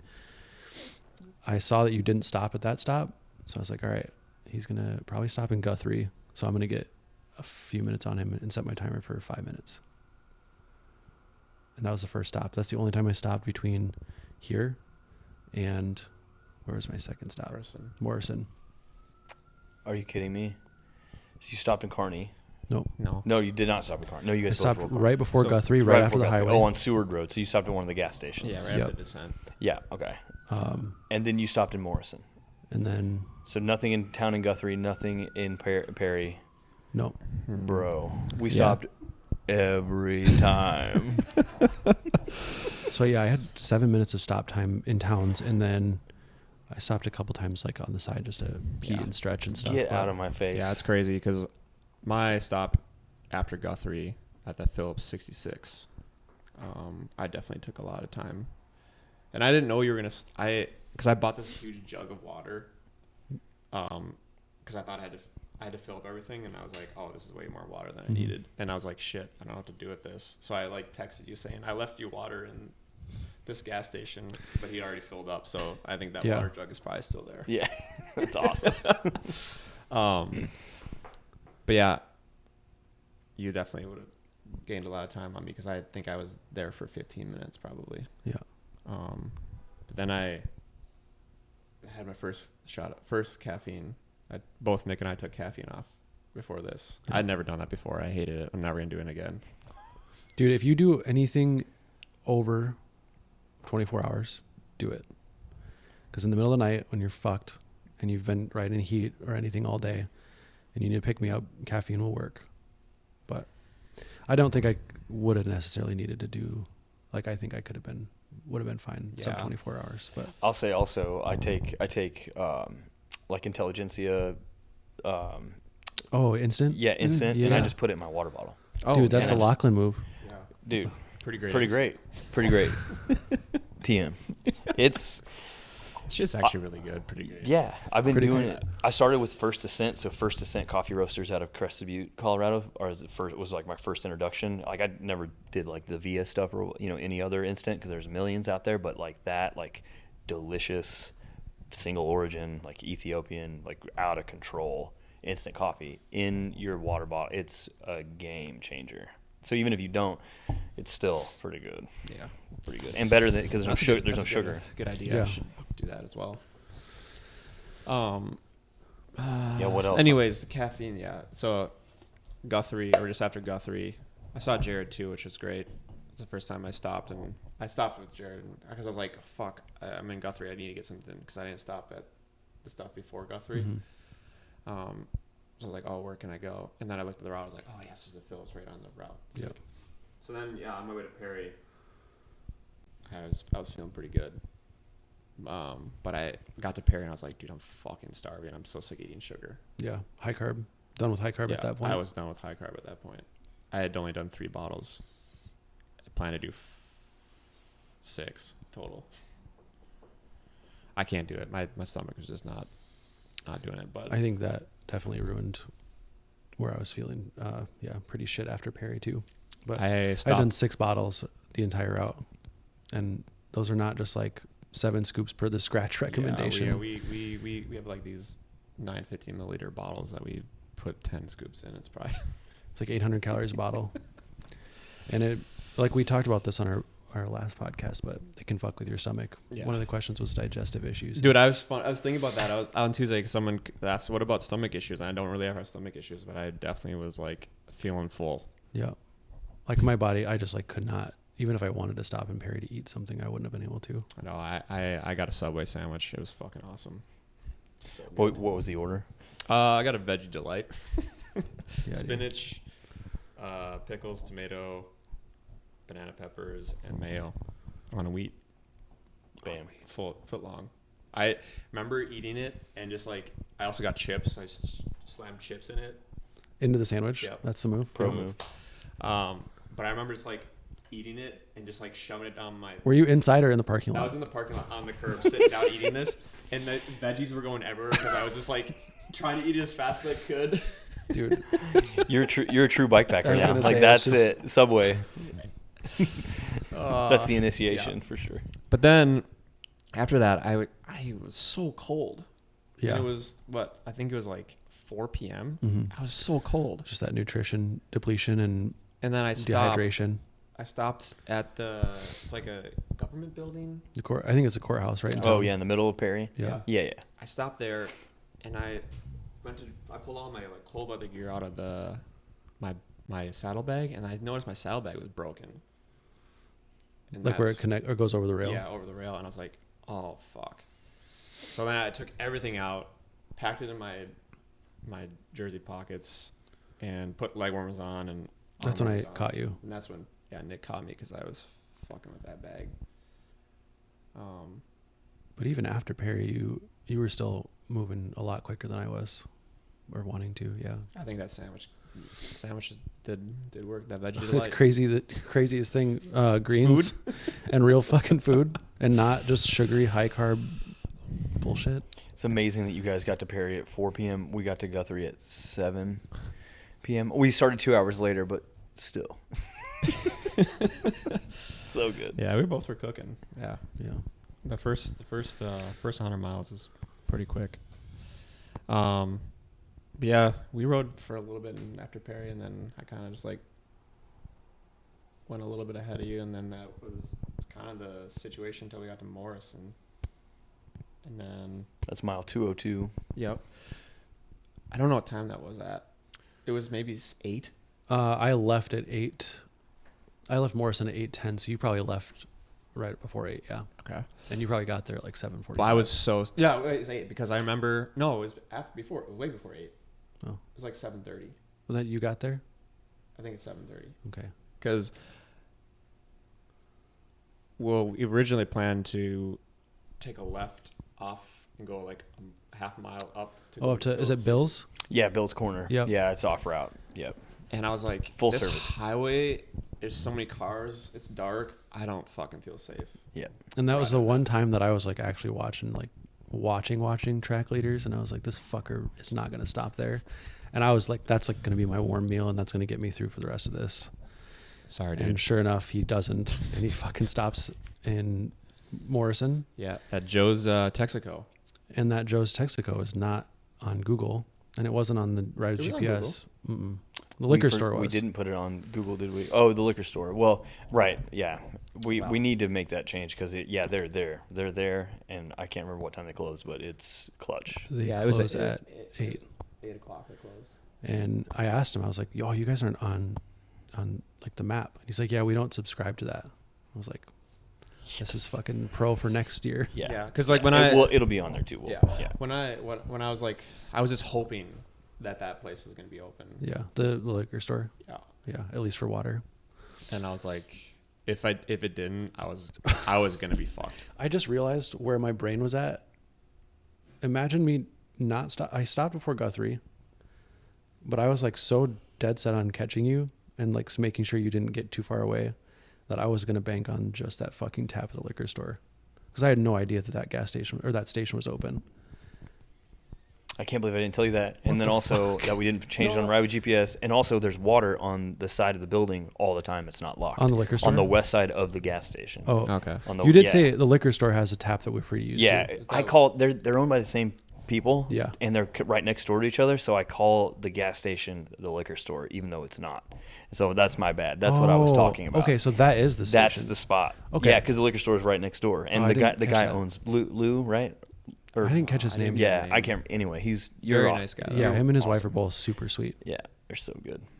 I remember walking in just kind of muddy, probably really sweaty, or like just dried sweat and Crusty ass looking. Just like he's probably like, what the fuck? But he's seen a few, with the route going north. He's seen people stop there before. He's Yeah. like, oh yeah, I know what's going on. Yeah, I met him on the pre-ride when we made the docks, the mini docks. I met him because I wasn't riding, so I went over there to check out the liquor store, and he was just like, "What are y'all up to?" And I told him, and then again we saw him when we were actually riding it too. So he saw me Nice. both times, and we just told him what's up and what's going on, and then he told me all these crazy stories about going to Graceland and I don't know, man.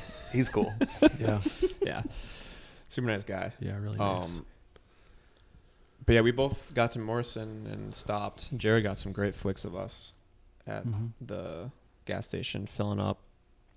That section after that gas station, it was like the first tough section after it got dark because there's just puddles everywhere. Yeah. Yep. There's so much puddles. And then that bridge we had to cross. I was watching you guys intently on track leaders. I was like, are they going to find it? Because it's like hard to see. Yeah. Well, you have to like go up this like basically. Oh ditch. yes. Yeah. And then Okay, the they end push of the all- bridge just like missing 3 board, and you got to ride a skinny to get across. Did you ride it? Yeah. Yeah. My God. Nobody. I don't think anyone rode it. I was As far as like, I know. I'm just gonna go for it, and I rode it. I was like, okay, you rode it too, didn't you? Nope. Oh, I thought about you though. I was like, I wonder if he fucking saw that. Yeah.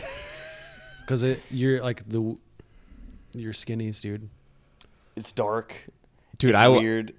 The road looks like it ends. You 'cause could go they- OTB right there, dude. What'd you say? You could go over the bars right Oh there. yeah. Oh yeah. If you're not paying It- especially if and you're it's like a 14-foot drop probably from that bridge to the creek. That's like, so scary to think about. oh if I yeah. actually did that. Yeah, I know, man. That's why I was Thank like, God I didn't fucking crash there. oh, that's That could have one- been real bad. a buddy of mine showed me that bridge, dude, 8 years ago, and I was always like, "Oh yeah, we're doing that. We're doing that." That's it's so happening. cool. It's like that super whole cool. section. Yeah. It's sick. It's so sick. It's never been on any mids. That is another deviation to Morrison. That section north of McMurtry to Morrison over to that space and then up to Pawnee. That was all added in to get to 300 also, Okay. and that has never been on a Mid-South course. Cool. That stands alone. Yeah, I was like wondering As if that part was of the ever going course. to be on a Mid-South course. So Oh, come dude, we just to forgot ride that We section. forgot to talk about the MMR before Perry and how unbelievably hard it was Oh, because dude, it that wasn't mowed. Like that during was the rain. on. It was that even was on worse than Mid South this Dude. year.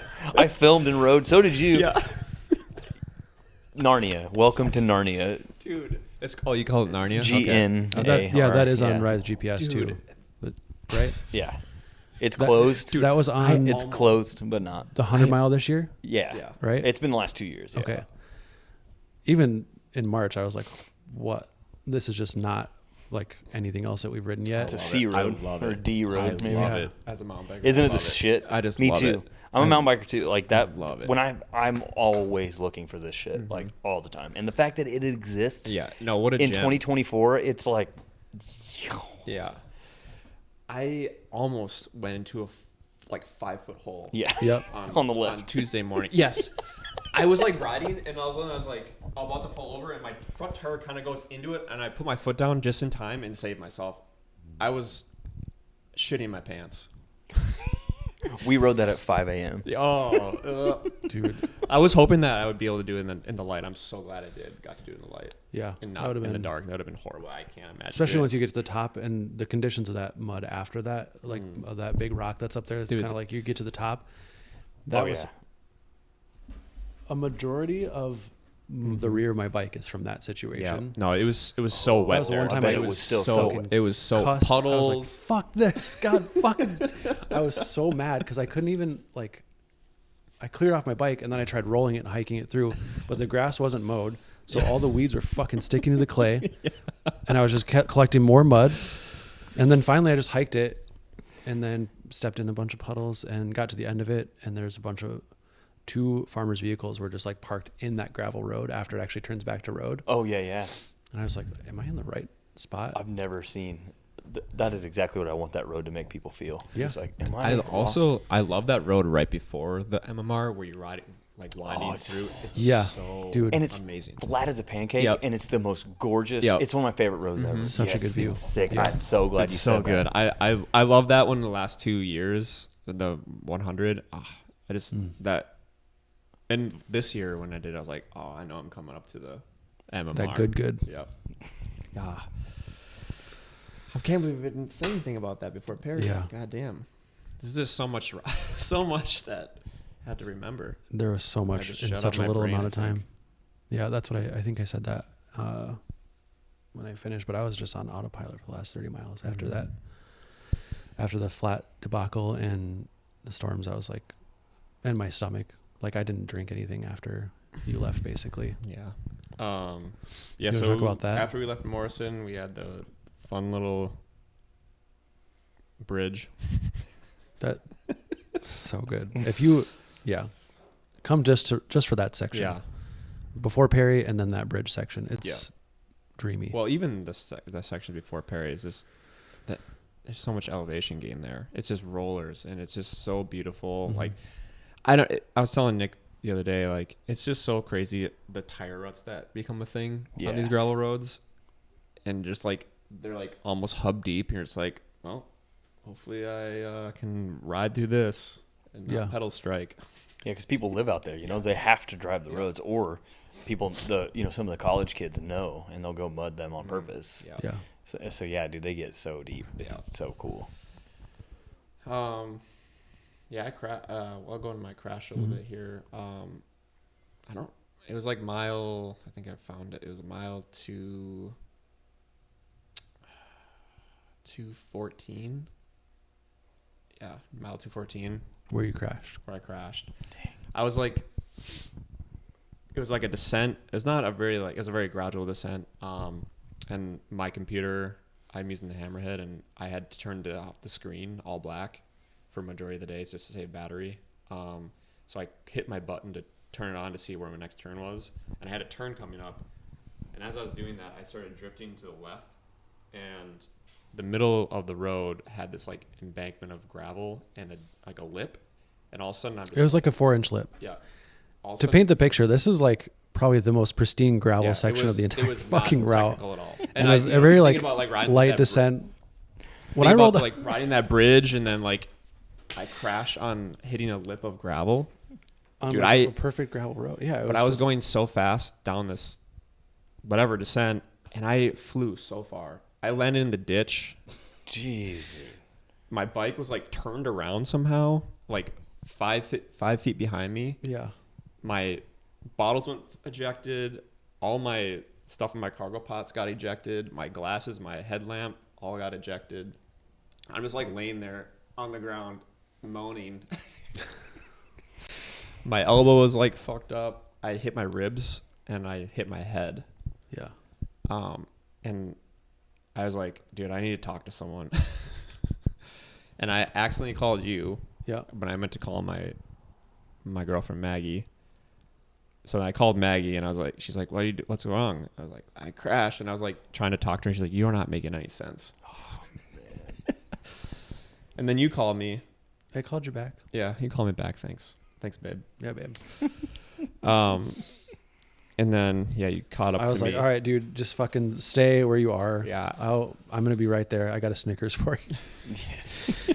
I rolled up and I just like could not fucking understand what you were saying or what happened. But from where he was standing and where the marks in the gravel road was like 10 feet Mm-hmm.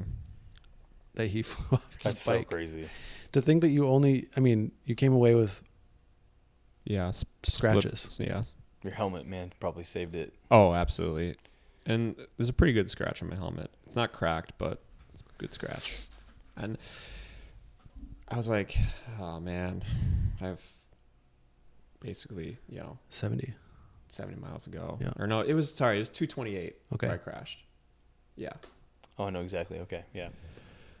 Somewhere between 220 and 230. I can't remember what Yeah. it was. But, yeah, I was like, fuck, dude, I have, 70 miles ago, 60 miles ago. Well, we rode for a little bit and you were like getting it back and Yep.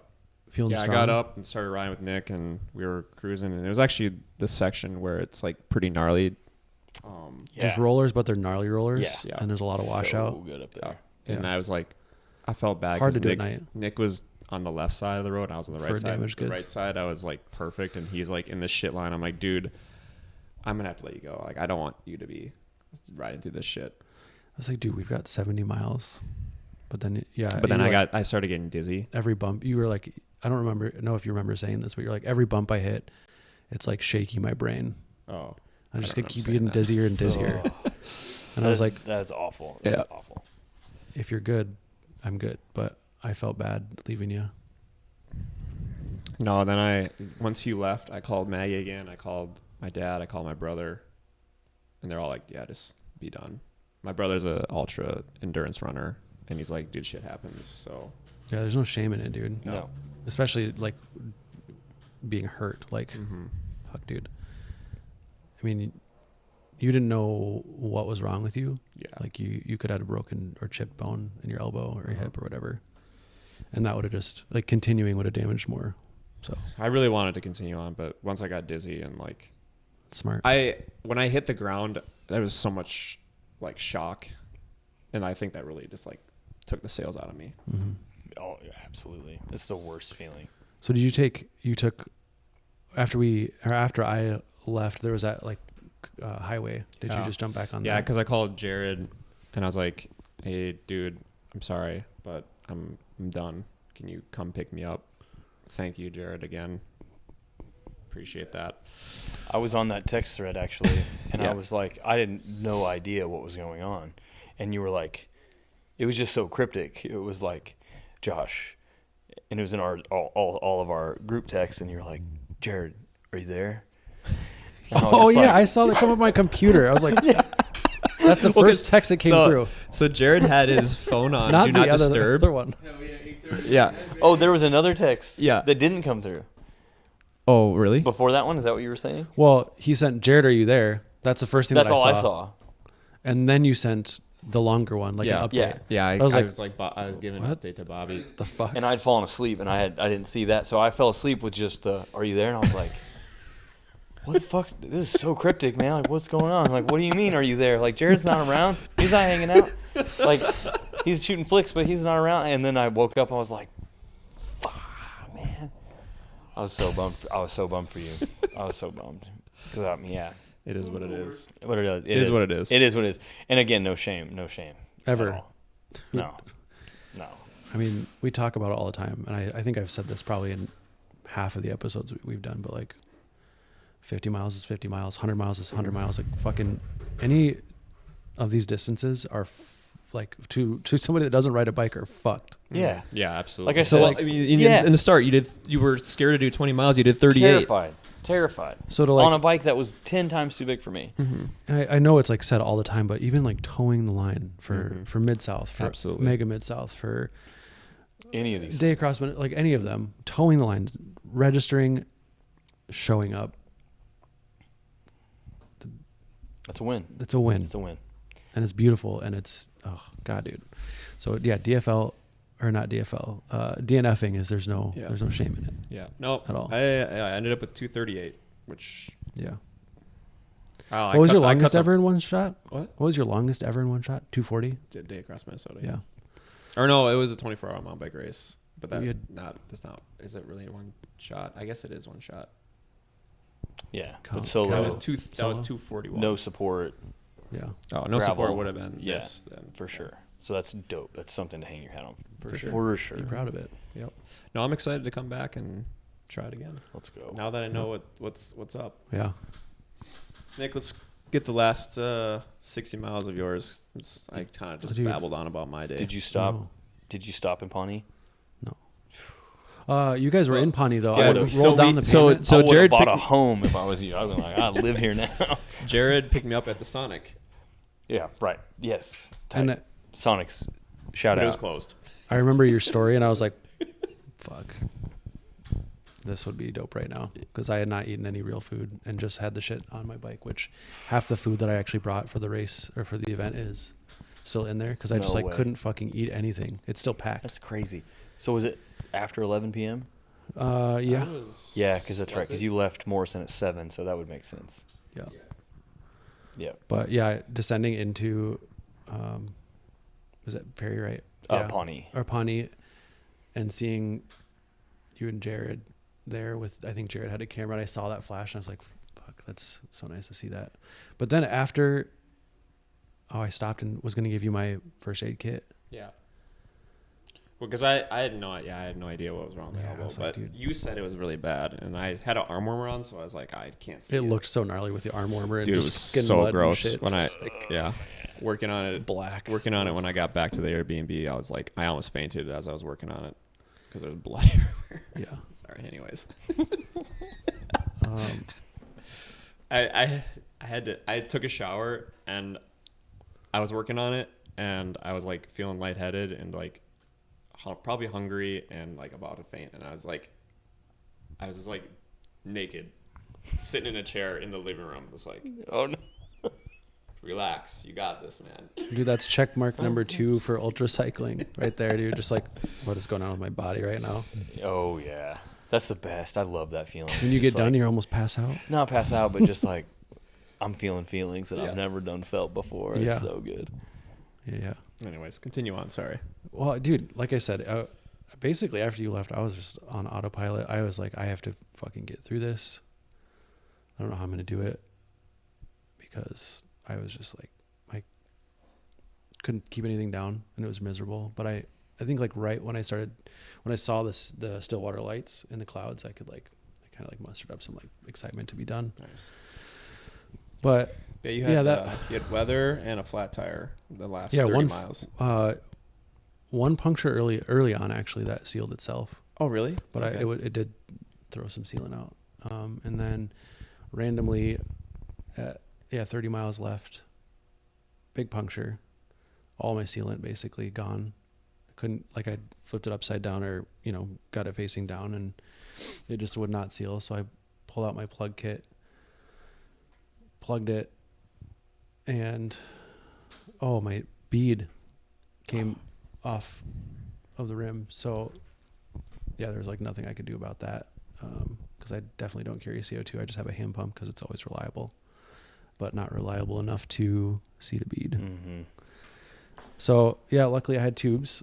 I had a Tubelito and a Pirelli Smart Tube, and And valve the extenders. racer boys and us, we rode deep dish pizza wheels. Yeah, and I had thought about that. Like we Yes. ordered a bunch of those valve extenders from Topeak, and I never grabbed one. I don't know why you didn't grab one because we ordered them just right before we left. But while I was packing, I was like, oh, I saw these Envy ones with the wheels. So anyway, I had the Pirelli one, and that was like an 80 mil stem or a valve, and that was enough. And I think, did I call you while I was installing that? Yeah. And I like Yeah, saw the you thunderstorm called me. fucking rolling right towards me, and he's like, "Did you get hit by the storm yet?" I'm like, "Fuck you, dude. No, I didn't get hit by the fucking storm. Yeah, I'm this trying is- to get this shit done." Yeah, this is like what? This was like 1:30 in the morning, I think. Yeah. Maybe 2 a.m. I was still not asleep, but I also like didn't want to sleep because I wanted to make sure you got in okay. I set my alarm for 1 because I was like, oh, it's gonna be about 1:32. Like, That was the I goal. was like, Nick's rolling in, Yep. and then I slept right through that shit. And Good. I'm so glad that you didn't finish till later because Yeah. I still caught it with minutes to spare. But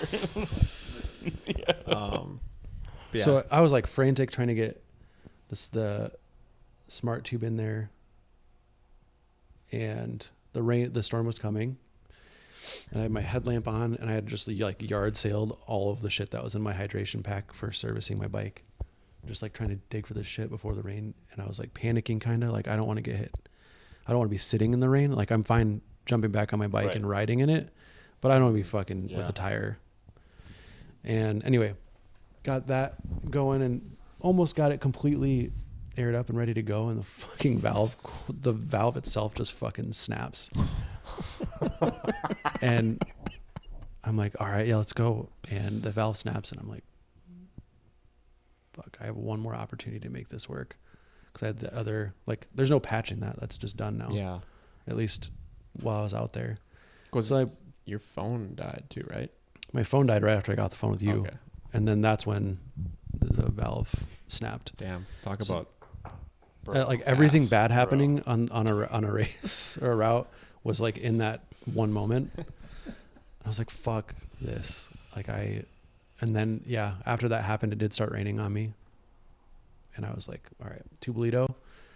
Had to pull the valve core out of the Tubolito, put the NV extender in there, which I didn't think I could actually pull out the valve core from the Tubolito. I did, obviously. And then got that in. And then my pump would not leave the valve core inside of it. So I like got it aired up. And then I kept losing air, but finally I was able to get that figured out. And I still probably did not have enough air pressure in there, but made it through. Still like kind of raining when I left. Got everything packed up. And then I had 30 miles to go. It had rained enough to where everything was like all the climbs were still super soft. So that was kind of miserable too, but beautiful at the same time. Right. And How much then, time? How much time do you think that cost you? I was probably sitting there for like 45 minutes to an hour. For real. Yeah. Like, especially with those Tubulitos, like you have to pump them a bunch before they actually start expanding, Mhm. and then they expand and they'll go. Yep. But that and just like just sitting in my own misery for a second, just like collecting myself, like sat down and poked myself in the ass with a bunch of weeds. But The landscape is quite treacherous at times. it's a beautiful thing. I But love it. yeah. And then, like I said, autopilot, just like, all right, I'm not going to call it this late, and I have no reason to. I've got Mhm. air in my tires and legs that are moving.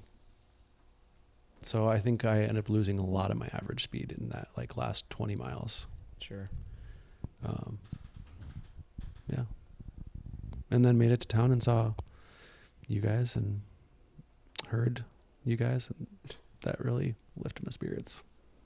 Well, yeah, you made finished it. the damn thing, and you got the Mhm. record. So Yeah. Yeah. I love like from perspective from us, like hearing someone say, oh man, we're going to like, we know we can do this FKT in this amount of time. Like we know that we can maintain this average speed.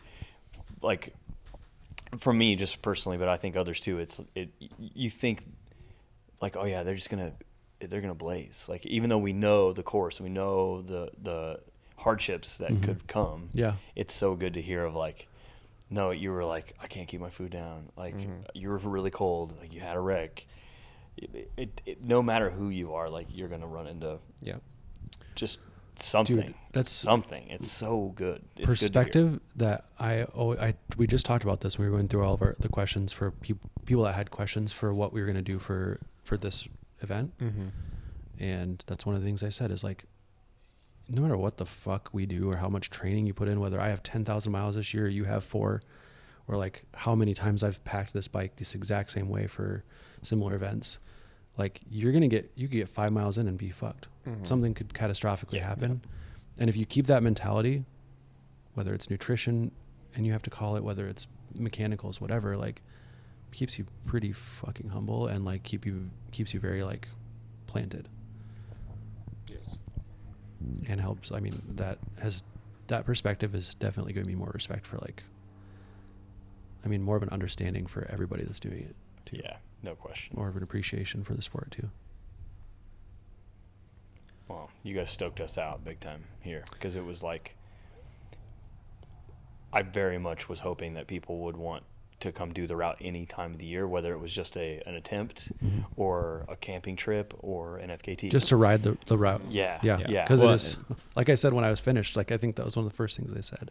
It was, like, yeah. Like, I no. want to come back and camp and hang out. I'm going to do it for 4 days. I'm going to take 4 days to do it and just. Yeah, and we're like, and Jared and I are like, let's take fishing poles and like, let's fish at every Yeah. spot we can fish and chill. Yes. And we're going to do that. But then you guys Cook are just some food like, over hey, fires. you're like, hey, like, we're gonna come to FKT attempt. I'm like, yes, because it's so rad because you get to relive all the things that had happened, like whether it was the event or Grand Depart or whatever, or when other people are doing it, because you get to compare and contrast the conditions, the day, the amount of daylight you have, obviously the temperature, like all of the things, the weather, like the road conditions. It's never going to be the same. So like the FKT is so sick because it is the fastest known time of the route, but the conditions are also, the variables are so different. And to me, that's like, it's really exciting. So like, there's a winner of the event, of course, of the Grand Depart, but the FKT is its own very special, very weird, very funky difference. And I love that. Yeah, I definitely know that it can and absolutely will be beat. And I want to come back and just ride and do the route again. Like it's just so beautiful. And now knowing what I know about everything, I think, I don't know. I've already been like, all right, when am I going to come back and do this route?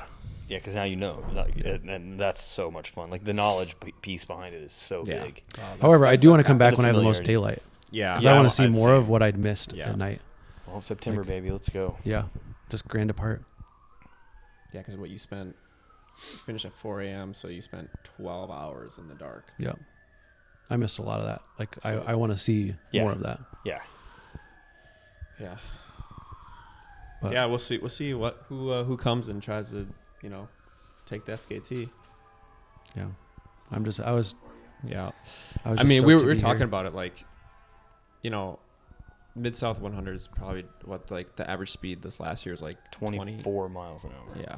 Almost. It was. They did 424. Yeah. 100 and whatever, 102 2 miles. Which is insane. Yeah, that's. Or no, that's actually, good. it's right at 100. That course is like just barely over 100. It's the closest we've ever had to 100. And yeah, they were flying, and that's with a mile and a half of single track with 50 milers in the way. Yeah. However, However, no rain. Pretty perfect road conditions. perfect. The last 3 years have been perfect, and I'm hoping that continues, please, because all the roads I'm picking for this new course, baby, it'll be like 12 miles of walking or more. Yeah, sign Let's me do up. it. Hike And it. also, this is going to end up being the second longest course we've ever had. So, Oh, really? yeah, right now conceptually it's around 107.5 miles. So, whoopsie. That's all right. Thank you. We're not confirmed I love it. yet. You're welcome. And I think, it's great. The 50 miler is way closer to 50 than it was last year, because last year was 60, basically 59, and I got a lot of shit for that. So, Sure. but yeah, no, we're visiting some very fun places that are old school fun stuff, and then there's some new stuff too. So we'll see. Sweet. Yeah, I look forward to being here in March. Yeah. I'm trying to debate if I want to do single speed or the pro start. I thought about maybe just doing the pro start with the single speed, You That's can do whatever you want. but get here, Grant. yeah, Yes. yeah, And we the got. kits. Thank you. I for don't know how remembering. long this has been, so thanks for listening. Thanks and for tuning in, thanks for YouTube. tuning in, YouTube. What's up, YouTube? Thanks, YouTubes. yeah, hopefully you can split this this podcast up in a little bit. It's probably a long one, but we wanted to get everything. So Yeah, it's definitely important to. I really wanted to know, get Bobby's perspective on absolutely. Midsouth, because I've never really I know what it is and I knew what Land Run was, but I want to hear your take on the name change and Yeah. the event and a little bit of your history that I didn't hear on Bikes or Death while I was doing my first double day across Minnesota. Yes. When that released was when I listened to that episode. Oh man, that was a long one, and we drank way too much whiskey. That was like a 3-hour It was episode. very long, and it went by very fast. Yeah. And so did the whiskey. It was very good. It was so good. But Yeah, the Get Here grant. Well, Yeah. so we did a little project with this whole Mega Midsouth FKT. We created jerseys through the shop. full kits. Yeah. It probably will not be live on the website when this is launched, but please stay tuned. They will be probably up in probably a week or so. Yeah. Just got to get cooking on those when we get back. But we are donating a portion of those sales to the Get Here grant. And the Get Here grant is we open applications for the Get Here grant. Again, this is another thing that Sally Turner brought to the table, based on a program that is at Grounded Nebraska up in Nebraska as well. That basically you can apply and say, hey, financially, I need support to get there, to come to the event. And so this is our third iteration of it, and it's phenomenal, man. We had 75 applicants this year. Wow. From all over the country. Nice.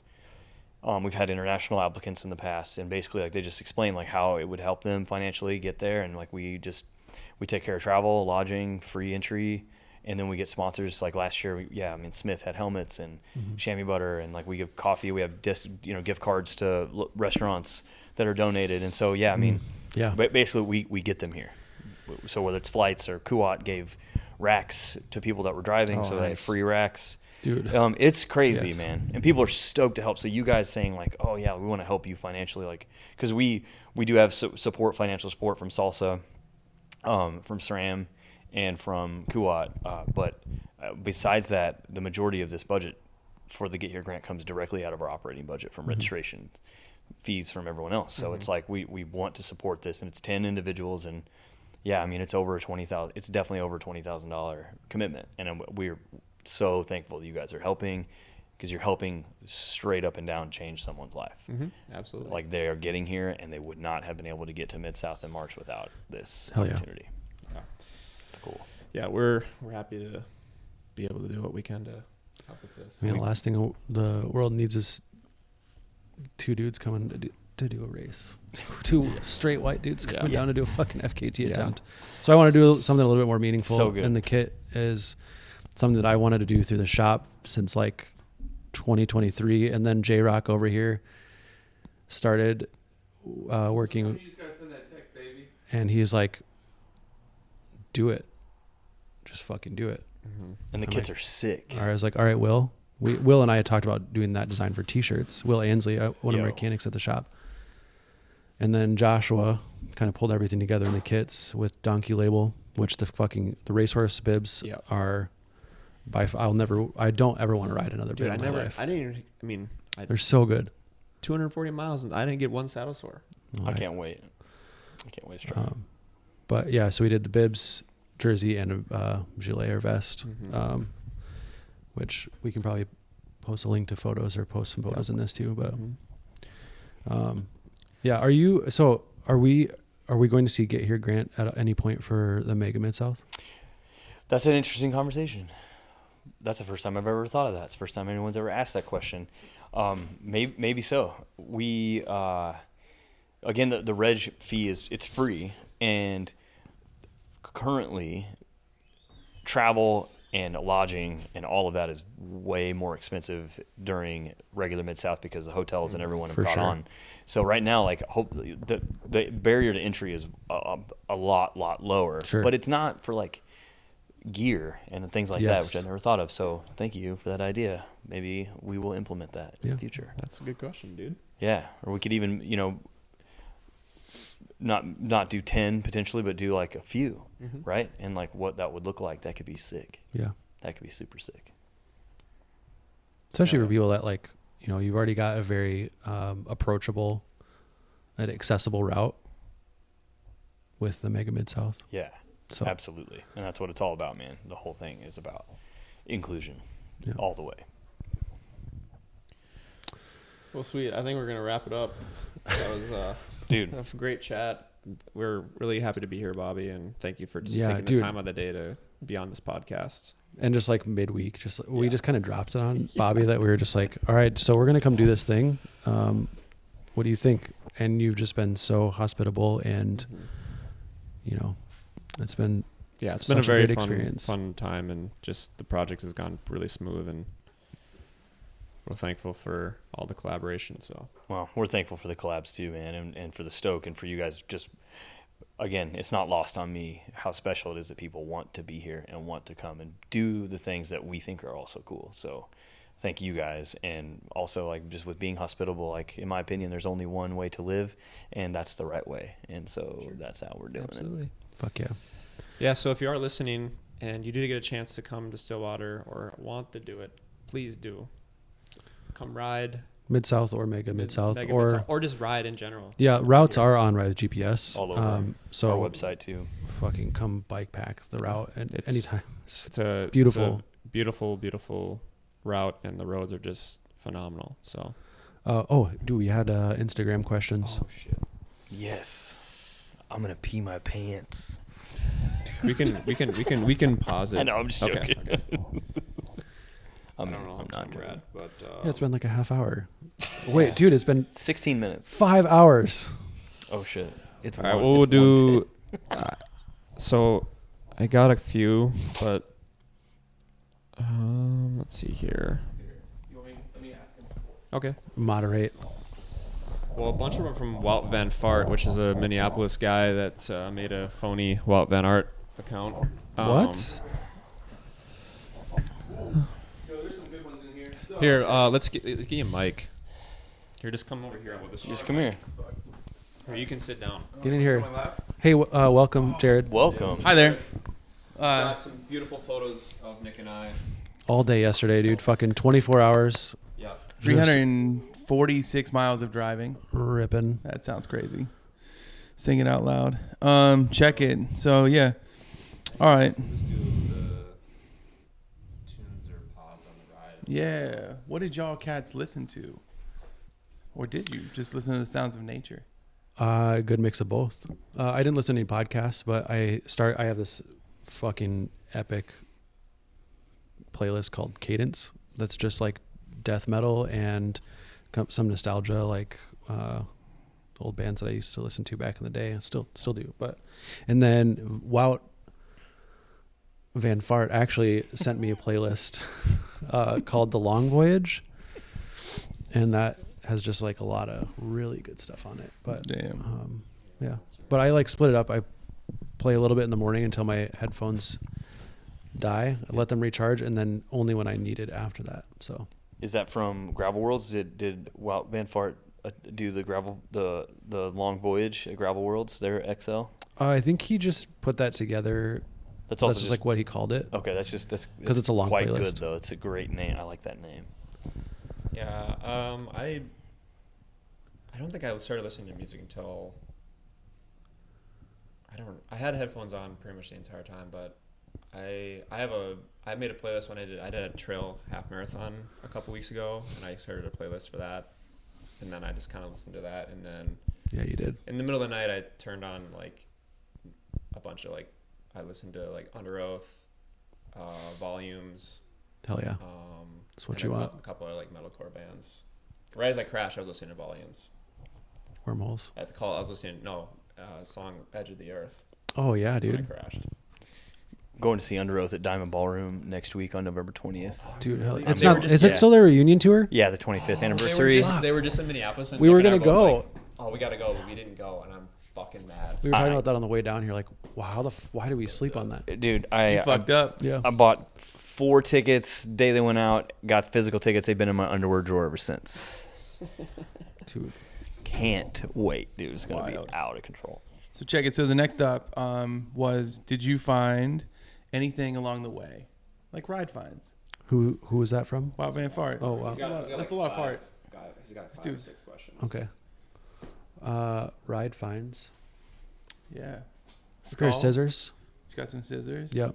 And a lot of cow shit. There's a lot of cow shit out there. Dude, I didn't see any cow shit. That's what you think. You probably rode through it, dude. Maybe it's on your bottle that you just drank out of. Yeah.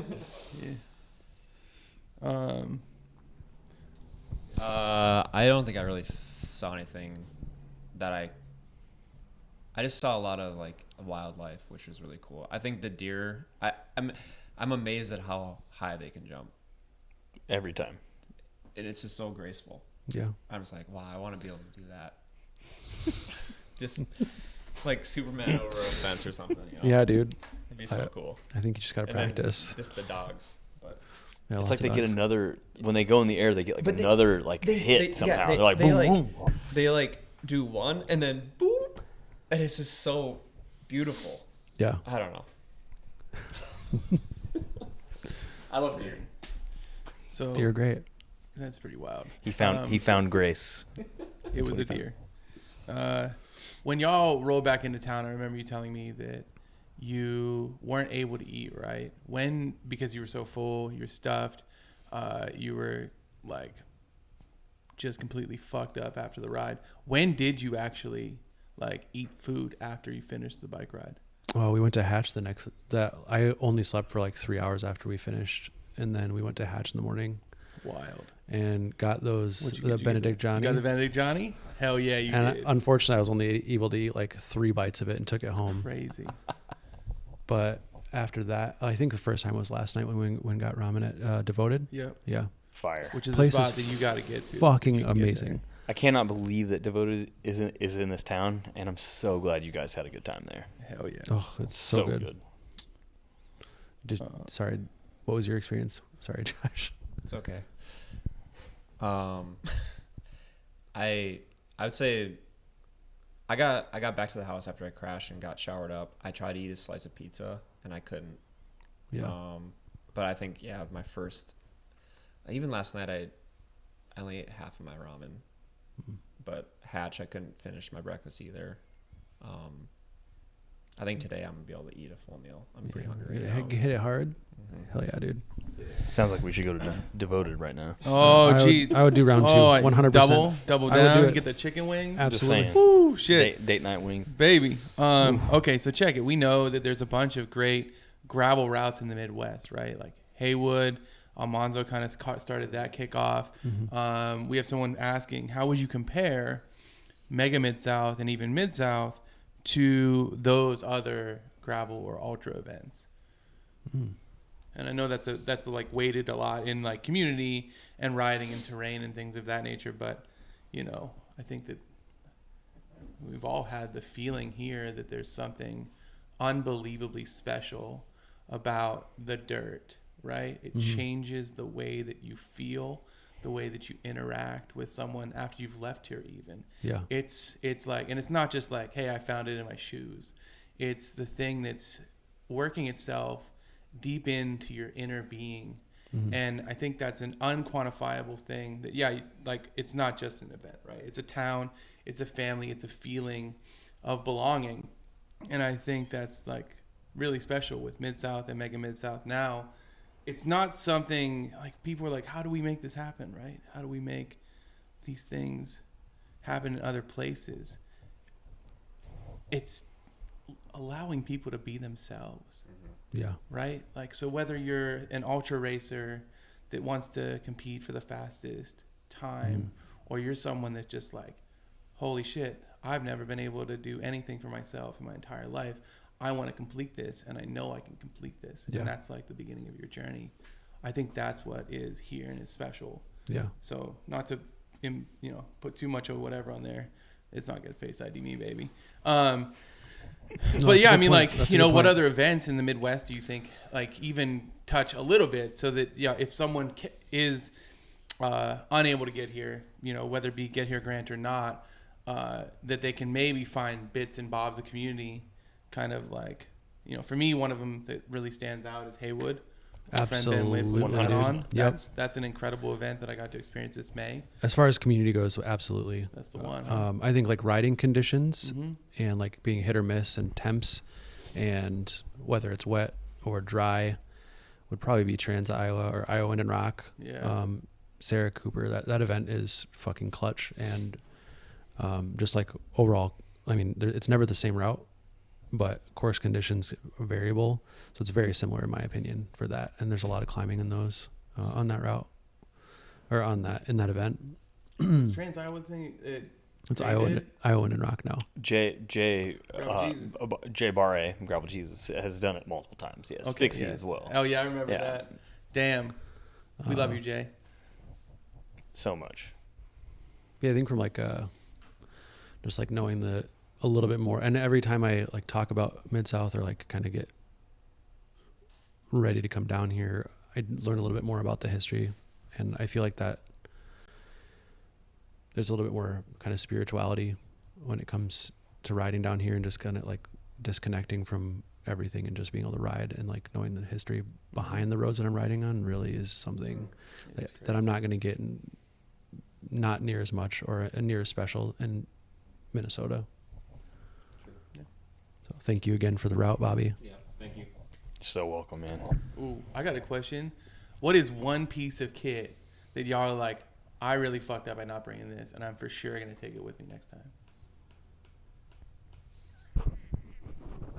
Kit? Like Or just like something like a that we had to tool or use. like something that would have made any of the scenarios that you came across easier to deal with, either mentally, physically or emotionally. If I could have kept a hot burrito on me the entire time. Baby, burrito warm in pocket. Yeah. New coming in the jersey. Yeah. Yeah, you got the wrap-a-bib thing. Yeah. Water, burrito on the backside. Yeah. You've seen Fucking the Walmart. Milwaukee heated jackets now coming. Yeah, It's a Milwaukee jacket, vest. baby. Get it. Solar powered. Solar powered Yeah, dude. burrito heater. Yeah. All right. We're talking about shit that doesn't exist. Yeah. $1 million idea. It's perfect. I think for me it would have been just better food options for myself. I got really sick of what I ate. What did you have on there? Just the Nothing Nerds really. clusters? Nerds clusters and I had like one sleeve of shop blocks. Sugar. And I had too much sugar. I needed more salt. Mm-hmm. And when my first gas station I stopped at outside of Guthrie, I got almonds and Yeah. You just have salt tablets with you? no. I got some other salty thing at the gas station, and that was not enough. So that Subway sandwich I got was like so clutch, but I needed more salt instead of just sugar, especially with the high carb mix. So Yeah. just better nutrition. Man, you just reminded me of something that happened. So the Rockaway bar. Did you guys stop at the gas station, the little one? Dude, Or the did you? Rockaway? Yeah. Was it on there? Oh yeah. Get the fuck out of here. Oh yeah. Oh So my god. forgot to mention, the Rockaway bar is, oh man, it's one of the oldest bars in the state, and it's made out of the earth that is these red dirt roads. It's red sandstone, just rock, and that it's called the Rockaway Bar, and it's a motorcycle hang spot for the area, for Oklahoma City, Guthrie. And anyway, there's so much history here with even like with Kyle Kelly and GSC and Midsouth, but That was mine. I desperately wanted to stop there and get a drink on the ride, but I was like, no, I shouldn't. Like, I got to ride through the night. Like, I'm not going to do it. But I did stop. So the big gas station on the south side of the road, back by I-35, did you guys stop there? Or did you stop at the tiny little gas station down? I started at the tiny one. The tiny one. Okay, so right across the street from that is the Rockaway. And Oh, you really? cannot tell if they're open almost ever because there's no window. It's so sick. You can still smoke cigarettes inside. And so I went over and I opened I was like, oh man, there's people here for sure. There's got to be people, because it was like 6 o'clock or whatever at night.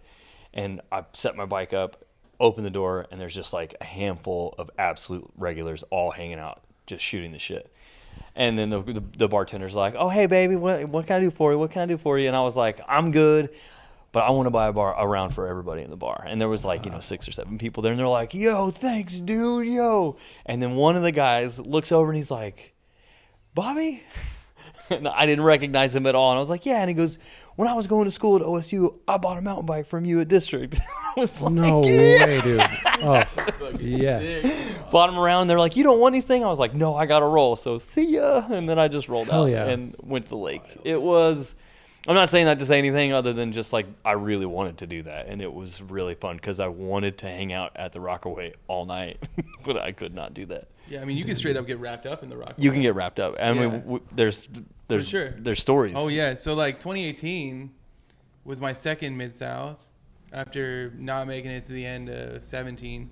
I came back with a vengeance, and I was like trying to be hot on the wheel of my friends Jeff Rain and Kyle Kelly, and they were waiting for me at the Rockaway. And I got a text like, get here, right? And it was like 40 minutes. I was behind them or some shit.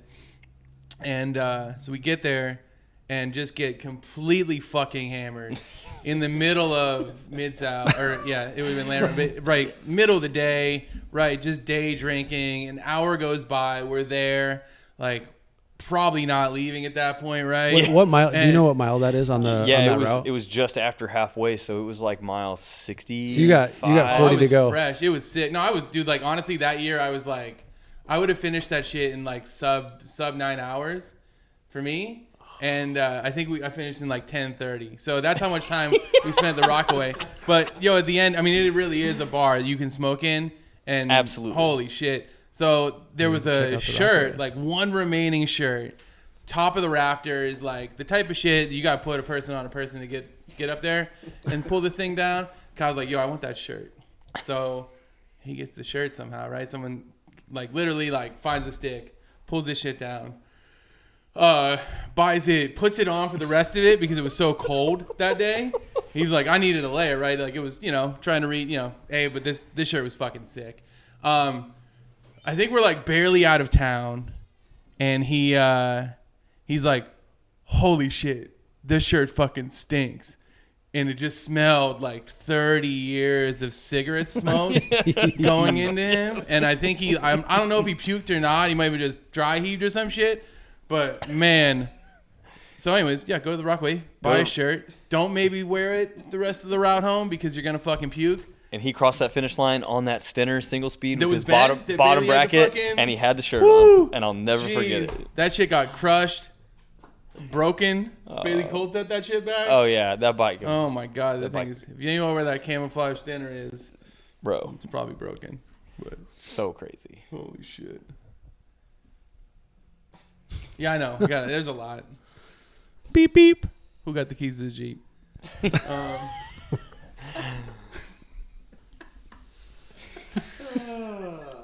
Shit. I think we're just gonna end it on that, man. Yeah. Perfect. Thanks for moderating, Jared. Yeah. Thank Man. you again, Bobby. You're so welcome. cackling. Thank you Yeah, guys. Congrats on FKT. Nick Elliott, 22 hours, 38 minutes. Come get you some, y'all.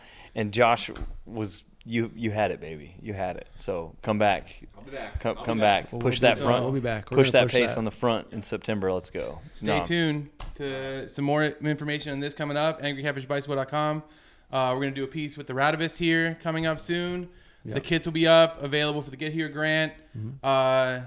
Let's try and make some special opportunities for people that don't have the opportunity. Especially in this world now, it's a chance to support people that need support. Absolutely. So get here one way or another. Bye.